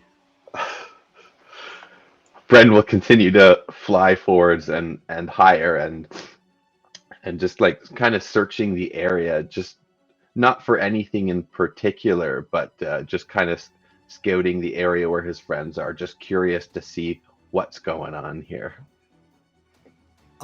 As the bird, like, you can go ahead and roll another search check if you want. As the bird like circles up, there are people all about in the streets around you. You see like a couple of fellows like outside of the stable that's down the street, kind of like smoking pipes, like lighting these small pieces of like kindling off of candles, exchanging it back and forth. There's folks like coming out of the various inns and like drinking establishments. I think you can hear like the sound of like the music from like a ball that's happening a couple of streets over, as like the hour is like growing later and like the festivities of the evening are kind of like winding down in the various places. You don't spot anybody like prowling in the alleys after your friends. Nobody seems to be following them. You see a guard patrol moving down one of the streets. It's very much like an active, alive city. It reminds you a little bit of Abu Dar, is where Bren is from. Is that correct? Right? It reminds you a bit of Abu Dar, in that Abu Dar is like a city with a happening nightlife. Like you know, the darkness does not slow down the people, the Abu Dharai folk, and in that sense, Maradon is like pretty alive despite the late hour of the day. But there's nothing like conspicuous or noteworthy around your friends save for them themselves. Okay. I think having had a bit of fun now and not seeing anything too noteworthy to follow up with, I think he'll kind of like circle up a bit higher and see if he can spot the inn again where Bren and Callum are, and try make his way back there and find like a window to land on near them if he can. Yeah, I think the bird like circles. Naharik and Drayson, you guys are kind of like closing in towards the building. I think Renora, you hear through like the window the like screech of this like nighthawk that you recognize as like Callum. You would notice it, while Bren's got like this glazed look in his eye.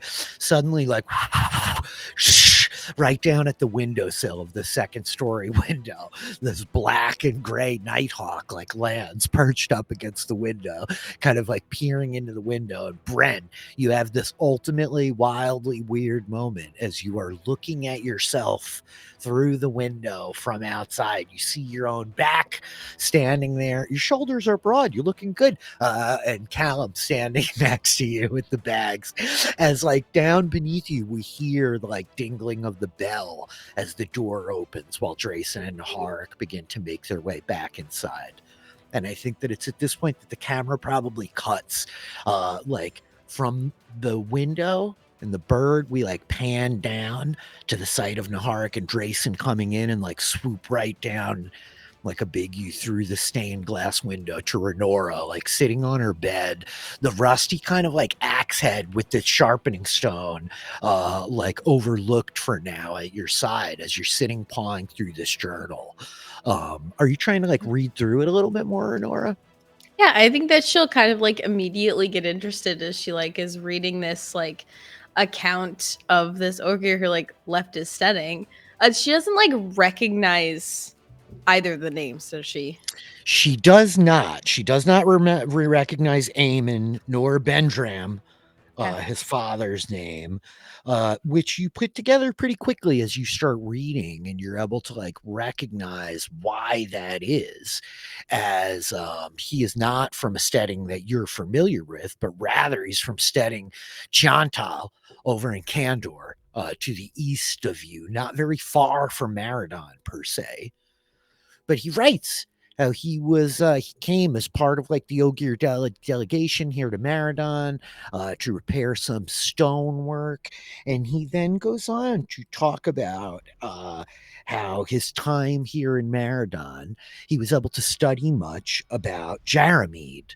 Jaramid was one of the 10 kingdoms. Maradon is kind of, and Saldaea at large is built on the ruins of Jaramid, which was one of the 10 kingdoms that rose up after the breaking of the world.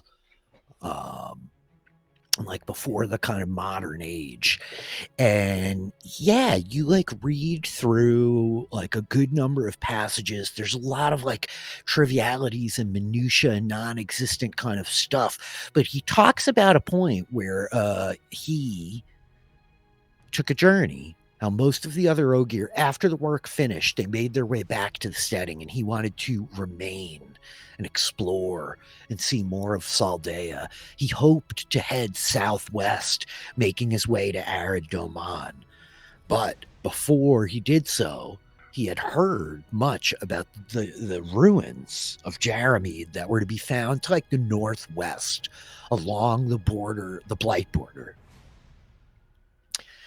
And he talks about traveling in that direction to see if he could find remnants of Stedding Maradun, which has been taken over by the Blight to the northwest of Maradon.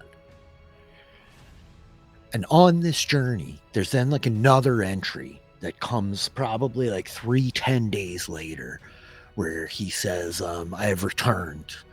It was harrowing. He like had to hide and run from Trollocs.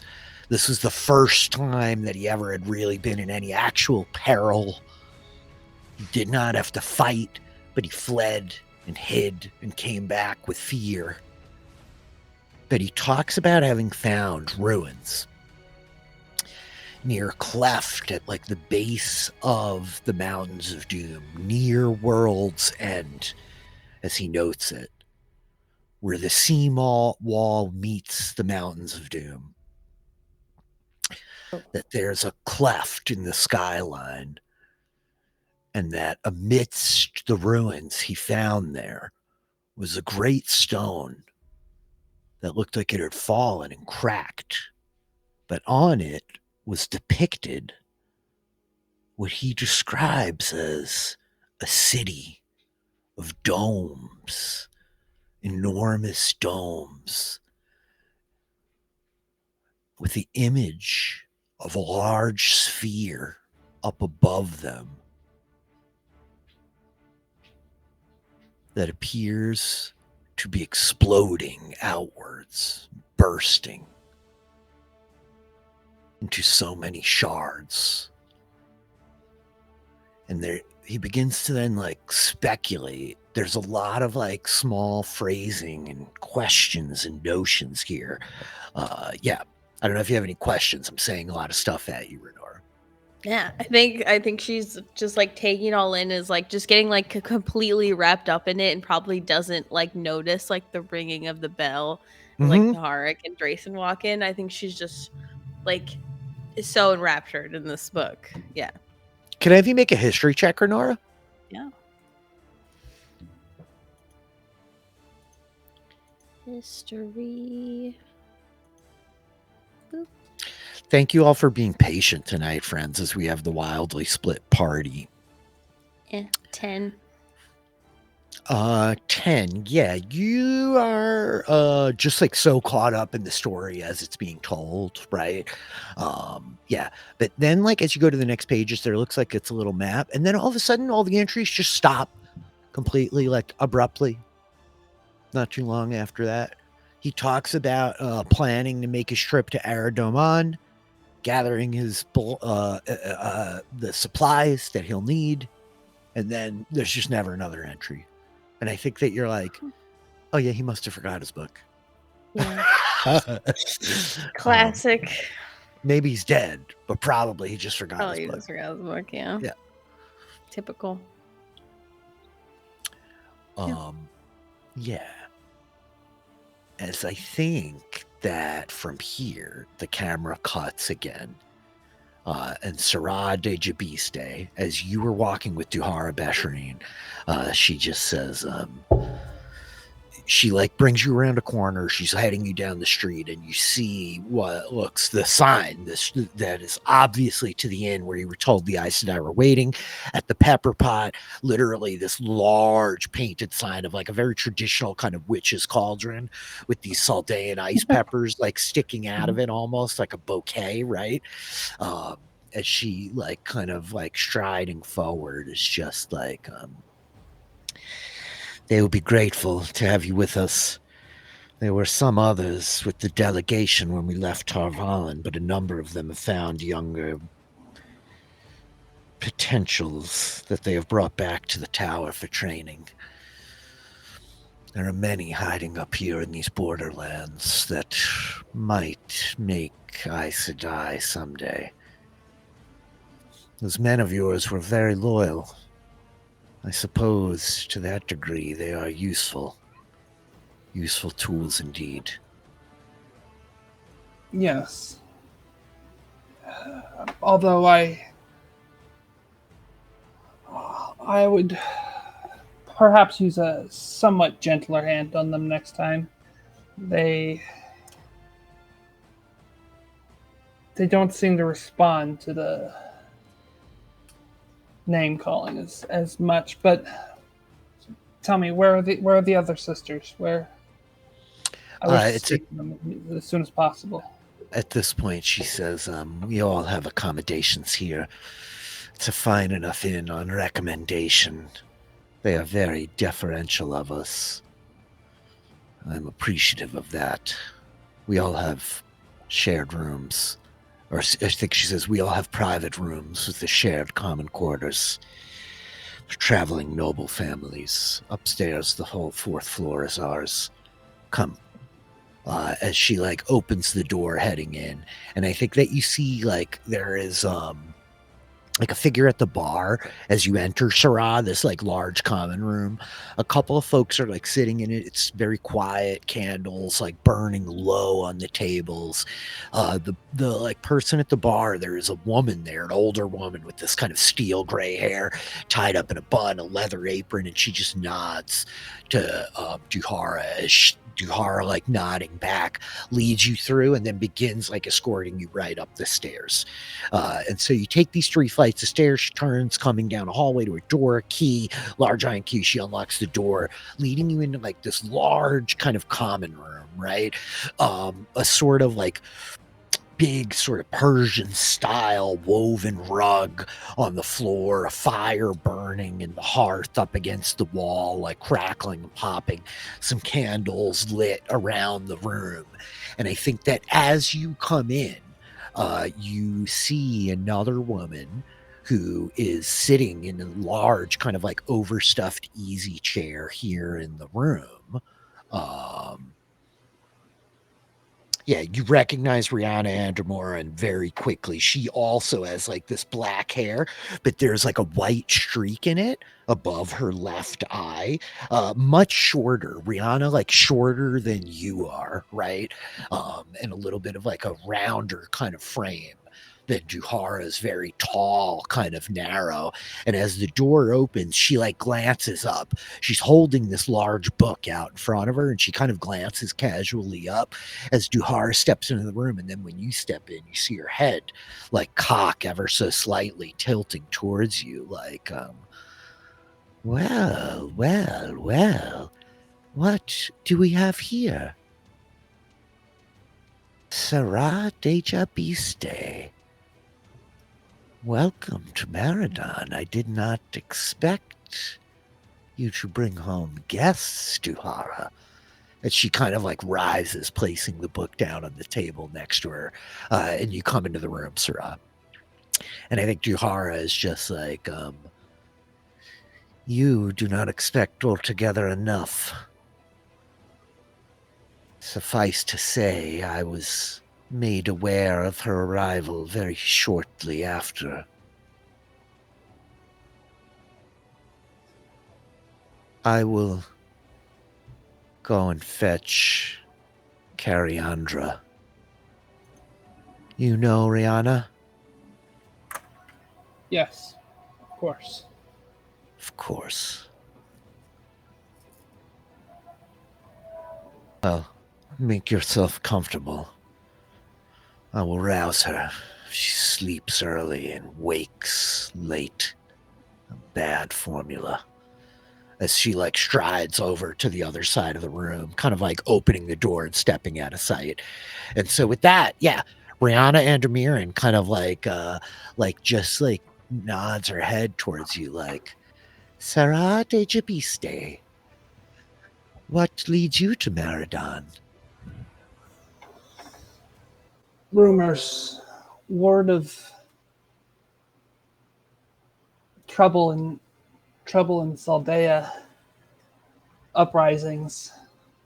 Uprisings? Well, that won't do at all. Does the Queen know? I cannot say for certain what the Queen knows at this point. Have you ever met her? This Tenobia? I have not, have you? Yes. She leaves much to be desired. She is not at all logical nor pragmatic. I think she like was walking across the room and she's wearing this very like kind of simple white shift. She has the white shawl as well of what amounts to like an expensive looking kind of like silk. These little like tassels around the edge of it. And I think that you see her like curl her hair, the like white streak back behind her ear as she goes over to a server, like pouring wine. She actually wouldn't touch the bottle, as like she also with the arms of air, like carafe, like pours into this goblet, and she like reaches down, taking it, turning towards you, like leaning back, like, I am not impressed, not at all. I'm not surprised to hear of uprisings and chaos. This entire city, her entire demeanor, it's all hot tempers and emotions. Very erratic. Still, it would be for the best if we could calm things here, calm things in this country. We don't want the men I have heard building forces are they could be quite dangerous indeed. Dangerous men? You Reds, you do dislike your men. How dangerous are they? How dangerous could they be to us? Truly. Tell me, have you ever been in the presence of a man who could channel, Sister Rihanna? Her face gets like super serious as like we hear the like door like open on the other side, and you see Duhara stepping out with this third Aes Sedai who was with her in Cariandra Tremalian. Cariandra is a little bit taller than Rihanna, like about Sarah's height, but much kind of heavier woman. She's very kind of pretty looking. She's got almost this kind of dark eyes, and her hair is very short. It's cut, cropped, like very short to her head, almost like a brownish kind of like red. She also of the red Aja, and you could see like almost an undignified looking Aes Sedai in this woman, almost as she's roused from her sleep, kind of like striding into the room, like with a bit of a yawn in her voice, like, Sarate Jabiste. Oh, what are you doing here? Men who can channel? I'm afraid so, Sister. The name Mazrim Taim. Have you heard it before? No, I can't say I have. She like stretches a little bit. And I think that Rihanna and Amirin is like sneers at her like, tell me, this is the second time you have raised this name tonight, Sarah. Who is this man, and why should we be concerned with such a name? He is a man raising forces, a rebellion in his nation, and I believe he is a man who can channel. I do not know if he is claimed to be the false dragon, or if he is claimed to be a dragon. But men such as these, such claims, I worry that this could cause a major uprising in Saldaea. It would be like in Gildan all over again if we do not move quickly. Where is he? Near Maradon? Does he mean to strike here at the city? And at this point, Sarah is going to relate what she remembers of Mazrim Time's plan, which I believe he was striking at a different lord. Yep, he was. He was going to attack one of like the lesser lords down in the city of Jerusalem, right? And so as you're like recounting this, the three of them sit listening. And I think that the camera fades again one more time back to probably Drayson and Naharik as the pair of you like re-entering the common room. You note the strange hawk land on the windowsill above you. Naharik, I'm convinced it's a sign. You know, the Nighthawk is on the flag of Shinar. It's the symbol of our king. This is a sign that I will find my destiny here in Maradon. And what do you think your destiny is? To become a blade master who lives in legend forever. It's all I've ever wanted. So this is the beginning? It must be. Why else would this bird be acting so peculiar? It must be.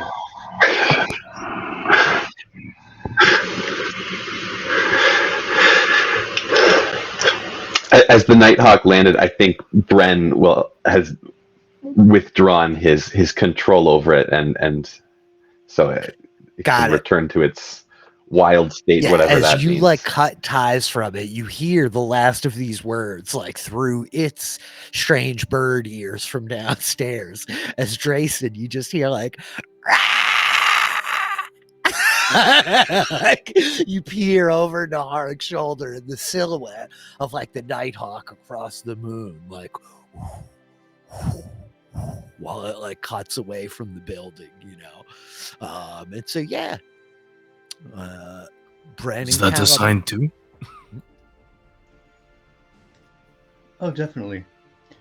We should go wake up the others and tell them about Sarah's very friendly sister. Do you think it's a wise idea to spook them like that? They tend to get very spooked. Callum is a light sleeper. I don't think that he'll be too surprised. All right, but listen, if they start fighting between the two of them, you are dealing with it, not me. Fair enough. And so the pair of you make your way up to the second floor. Boots kind of like light as you walk down the hallway, knocking before you push the door open, where Callum and Bren are still sitting quite awake.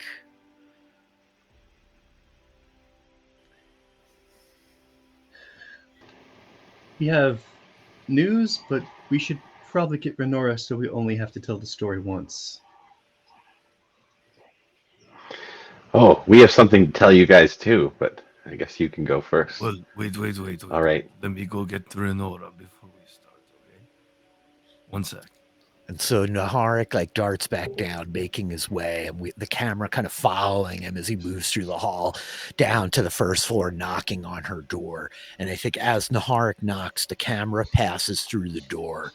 And Renora, we see you sitting with this journal, and you're flipping the page over at like the last entry. You can see that there's a page before the last entry where he sketched this rough map from Maradon to where he found this huge stone slab with these images that he talks about. And then there's some like scratch scrawled notes underneath the map. And it says, should check the library in the Cordomora Palace, which you know is the palace here in Maradon, the Queen's Palace. Their records are supposedly good. And then underneath that, there are a few notes. And I think that you see written in these notes, Age of Legends, question. And then one phrase, 2 words that you don't recognize and you've never heard before, Renora. It says Kolam Don, question mark. As there's this knock on the door and Naharik has come to get you. Yeah, I think Renora like yes. Renora, I'd like to speak with you. Can you come here or open the door? You can open the door, my friend. It's open. Well, I just want to, I was knocking, Naharik opens the door and goes up to Renora. Renora, the guys over there, they want to talk about something, and me and Drayson, we were following Sarah, and there was this other Aes Sedai. I think you want to come with. You don't want to miss this. Okay. You didn't go out drinking or anything? I tried so hard, Renora. I just wanted to just have Why didn't some you just drinks. go do it? We could have talked about this tomorrow. There was Aes Sedai and one power and Aes magic Sedai, something. It's been a long day.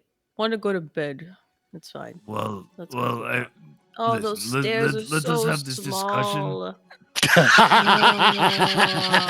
As Renora's like crouching, like and killing up the stairs. And so at least the 5 of you unite in this one common room upstairs. Bren. Renora's like shaking the building as she like stomps up the stairs. Yeah. And so yeah, the camera like focuses on the 5 of you together in this room as you gather. In retrospect, it might have made more sense to gather in Renora's room, so she wouldn't have to go up the tiny stairs. Sorry, builder. Well, lessons learned, So, Sarai encountered another sister, and she was a fairly unpleasant individual. I don't think that she would be as potentially understanding if she encountered Callum and Bren. Is there a reason that Callum and Bren need to encounter this Aes Sedai? Should we not let Sarah go about her business in the city? Well, I know that Sarah said that she would not reveal their gifts necessarily, but I worry that there is some flexibility in her promise that the other Aes Sedai might be able to find. And this person did not seem like the kind of person who, if they learned of Callum and Bren, would leave them alone. I guess, to be perfectly honest, Sarah is going to do what Sarah is going to do. She's an Aes Sedai. If she betrays us, which I do not believe that she will do. She has been a part of this group just as much as we have. I don't know if she would so readily admit to her other sisters of what she was doing. And if it did happen, then we would run. You would? Of course. I don't want you two getting hurt. Thank Some you, of Renora. some of those Aes Sedai are not as reasonable as Sarah, but I think Sarah is a very reasonable Aes Sedai. So, Sarah's a reasonable Aes Sedai. Oh. Callum, she is definitely more reasonable than the woman that she met this evening. Then I agree heartily with Renora on this. If we meet an unreasonable Aes Sedai, I'd rather not be there.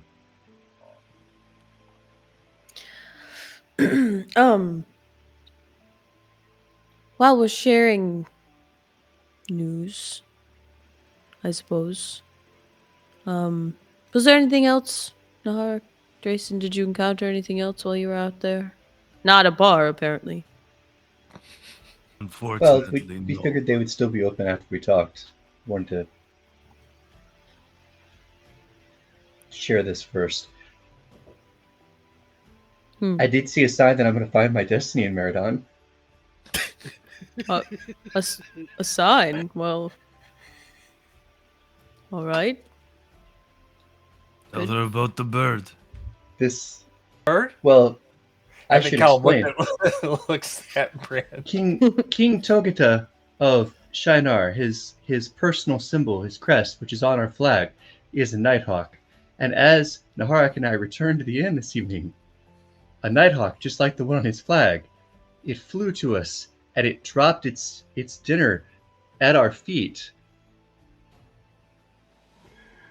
It's amazing. I'm sorry. I forgot I was carrying that, and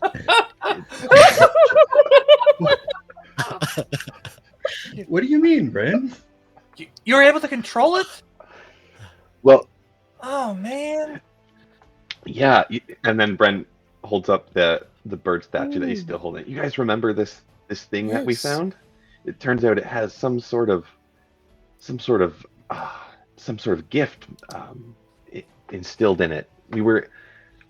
It moved its wings, and we could see that it was like it called us to put weaves into it. And when we did, Callum did it first. He Not as went- good as you did. Well, yeah, well, practice, I guess. But we were able to see through the eyes of a bird outside. And with a bit of practice, I was even able to suggest and control its movements. And, I'm not saying it's not a sign, Drayson, but if it was not exactly the sign you thought it was. Jason kind of deflates a little. Like, That's oh. really amazing, Bren. That's more. That's yeah. That's I mean, but like Brent and I were talking about, we're all brought together for a reason, right? We all had the shared dream that brought us together, and we found this thing that was like wondrous. I mean, you can do this magical thing with this, and yeah, maybe it's not some random bird flying in your way, but I mean, whenever I did it, I got an owl, and whenever Brent did it, he got a nighthawk. I mean, the weave wheels is the wheels, Drayson, and maybe it is a sign in a way after all.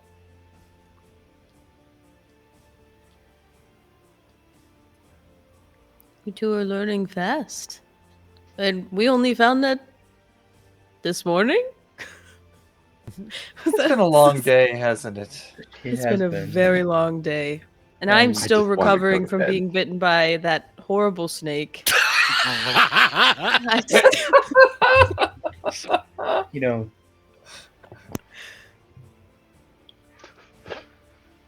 as much as Sarah's company that she encountered concerned me, talking about how we were brought together by destiny, how we had dreams and we're here together now, just reminds me that she is part of that circle, and so whatever destiny we might have, she shares in it.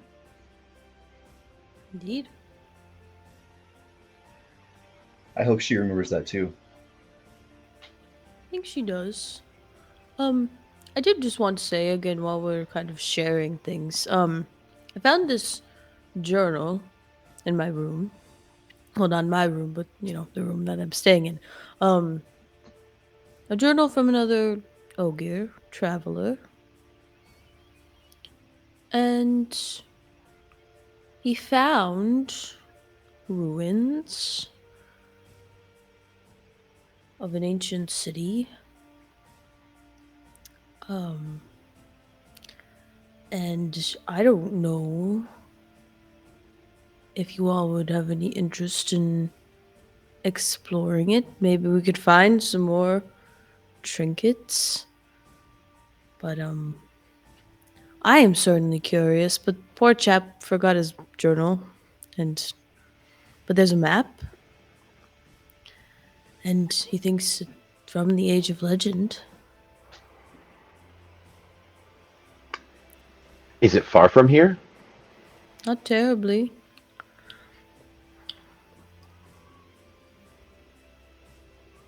So you're asking if we want to explore ancient ruins from the Age of Legend that no one might have seen in generations untold? Well, I mean, this Ogier saw them about 30 years ago or so, but... Yeah, but nobody found out about it, so that doesn't count. Well, I found out about it. I think that sounds like quite the legendary expedition. What do you think, Callum? Would you rather check out this this site that Renora found out about, or stay here in this nest of, and I quote, unpleasant Aes Sedai? Gee, that's a really, really tough question there, Britt. So, how close is this city, Renora? So it's Few days ride. Yeah, it's not far, just a few days. But I will note, I will be honest with you all that this one Ogier traveled there alone and did face some Trollocs, and he said the journey was harrowing, but he was alone and unexperienced, so perhaps we would have some better luck. But it's along the Blight border, and among these ruins perhaps is an old setting, which I would like to see. But, I just thought maybe while we're here, it might be a little exploration. Could continue the journal.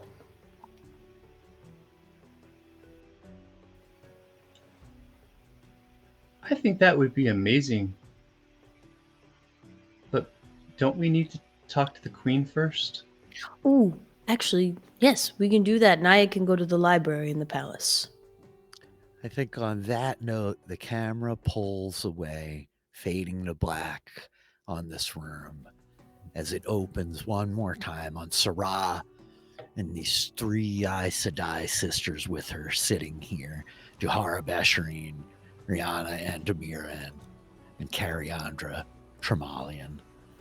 And I think that Rihanna is like looking to you, Sarah, like, if indeed what you say is true, your coming is quite well timed. This Tenobia has proven difficult, and her advisor is very unpleasant.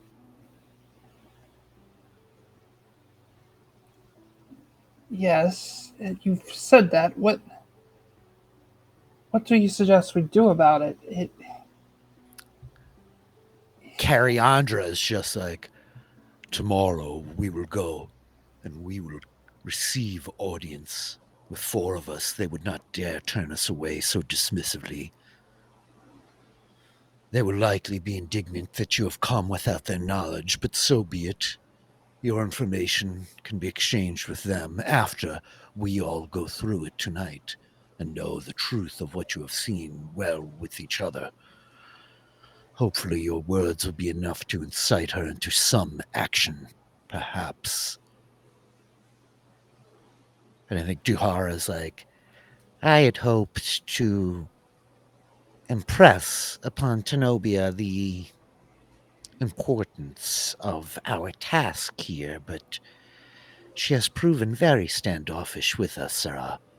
She does not think highly of Tarvaran, and I fear that her advisor has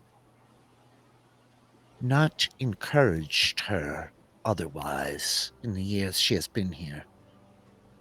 The screen, very little is known about her, but I mistrust her deeply.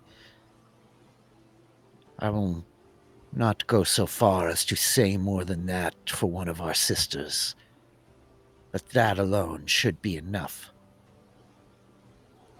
Is there more pressing information that you need share with us? I had word you came from the north. How did that come to pass? You were in the Blight? Yes, we traveled through the ways and exited from the Blight to come down to here, encountering Shadow Spawn along the way. I think Rihanna and Umiran is like, the ways? My word. I do recall your time as an accepted. You were close to that brown Varen Methwin, weren't you? I thought that you were a bit of a history student, perhaps. I never would have expected you would be trading weaves with Shadowspawn and the Blight. Quite a story you have to share with us, it sounds, Sarah. Yes, Varen Saldaea, of course, was a kind woman and a good teacher. And I learned much, and I always had an interest, though, in actually seeing those things we talked about. The brown mentality. While I share their thirst for knowledge, I had a bit more of a desire to actually go out into the world. Yes, once one begins to study the histories, they cannot help but recognize the impact these men have had again and again since the taint. Yes. It is good that you came to us first, Sarah Sadai. I'm glad that we will have time to speak before this green gets her hands on you.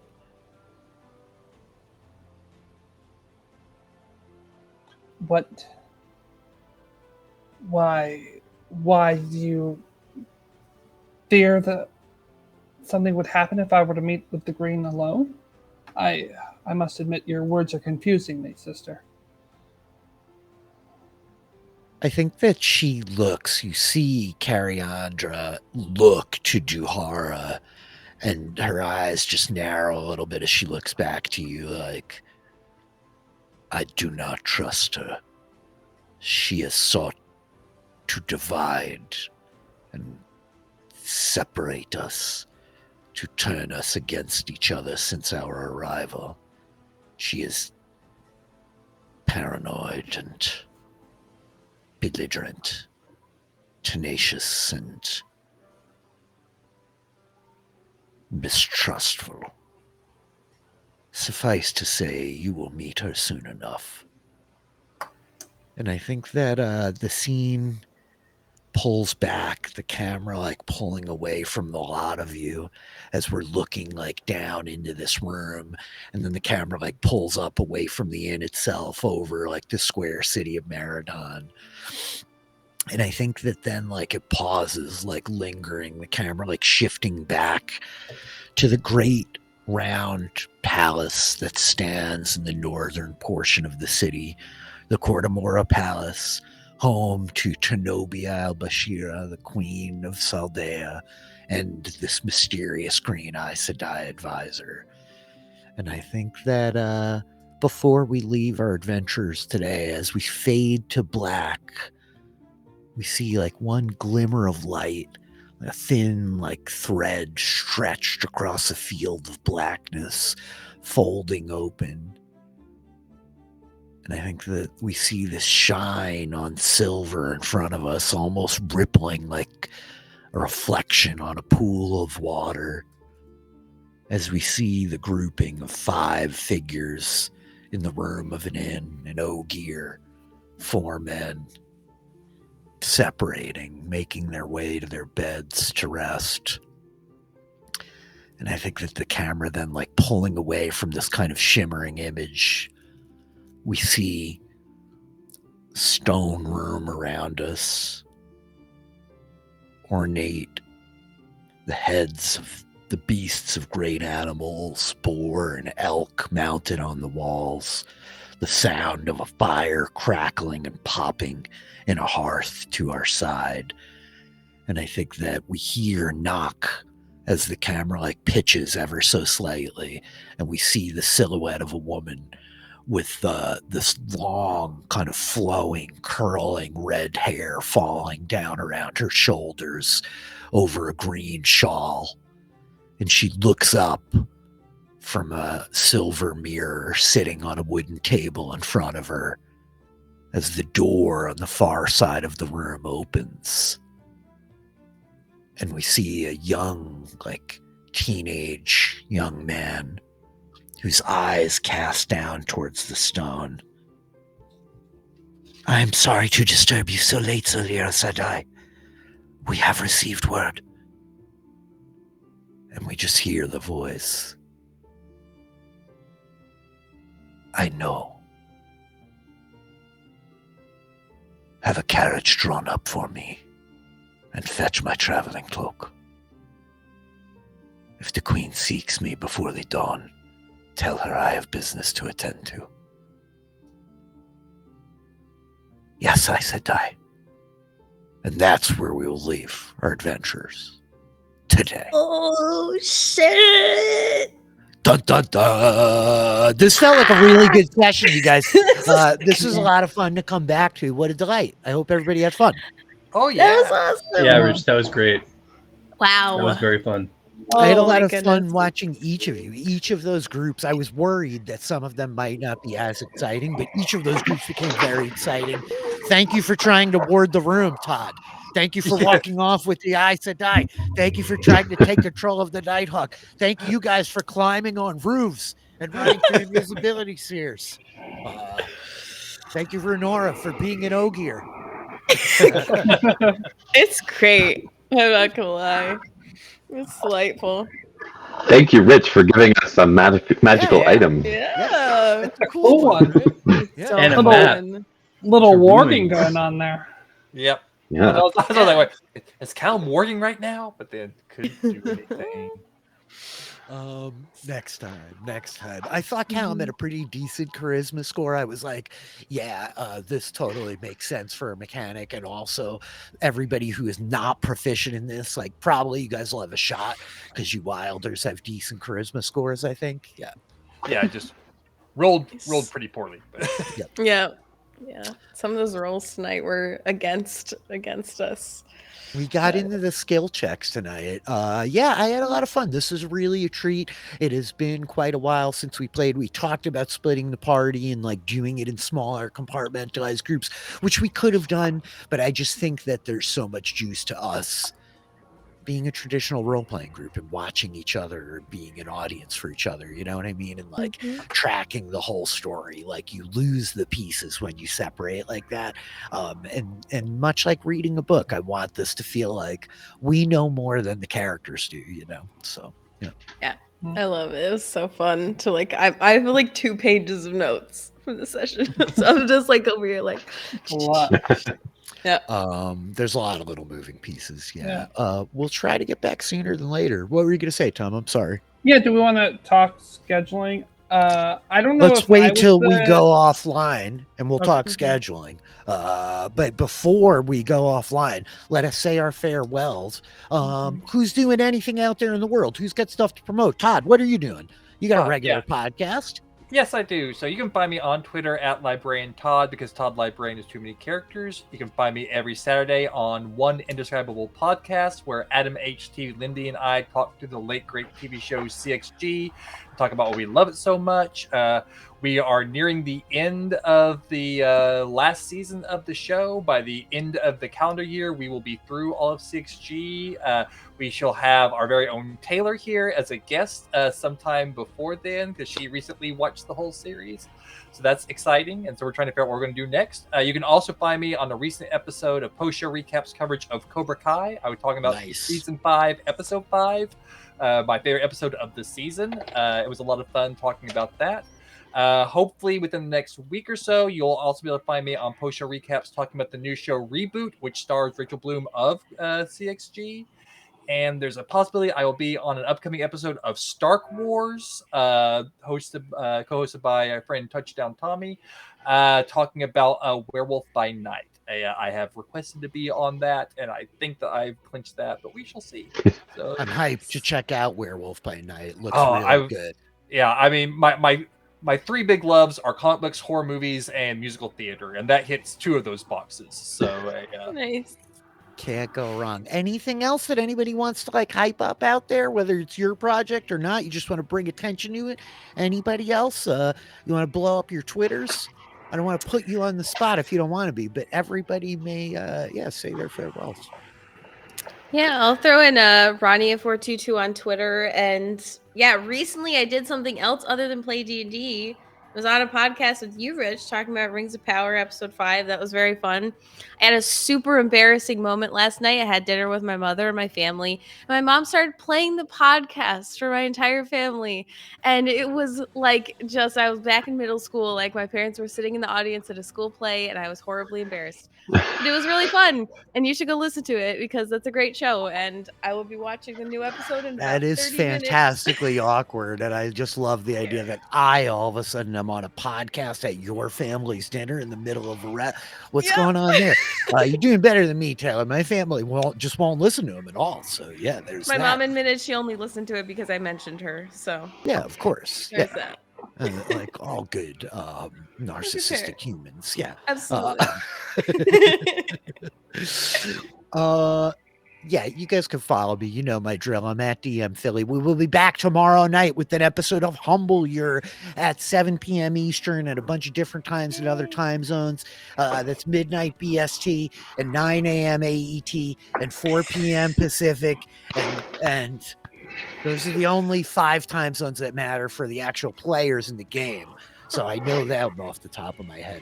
I'm podcasting about the Rings of Power and the House of the Dragon and Andor and interview with the vampire and probably some other stuff soon too. So it's been really fun. Thank you guys all for being here. This was very, very fun. Let us flee the internet and schedule another game sooner than later. Okay. Goodbye. Bye.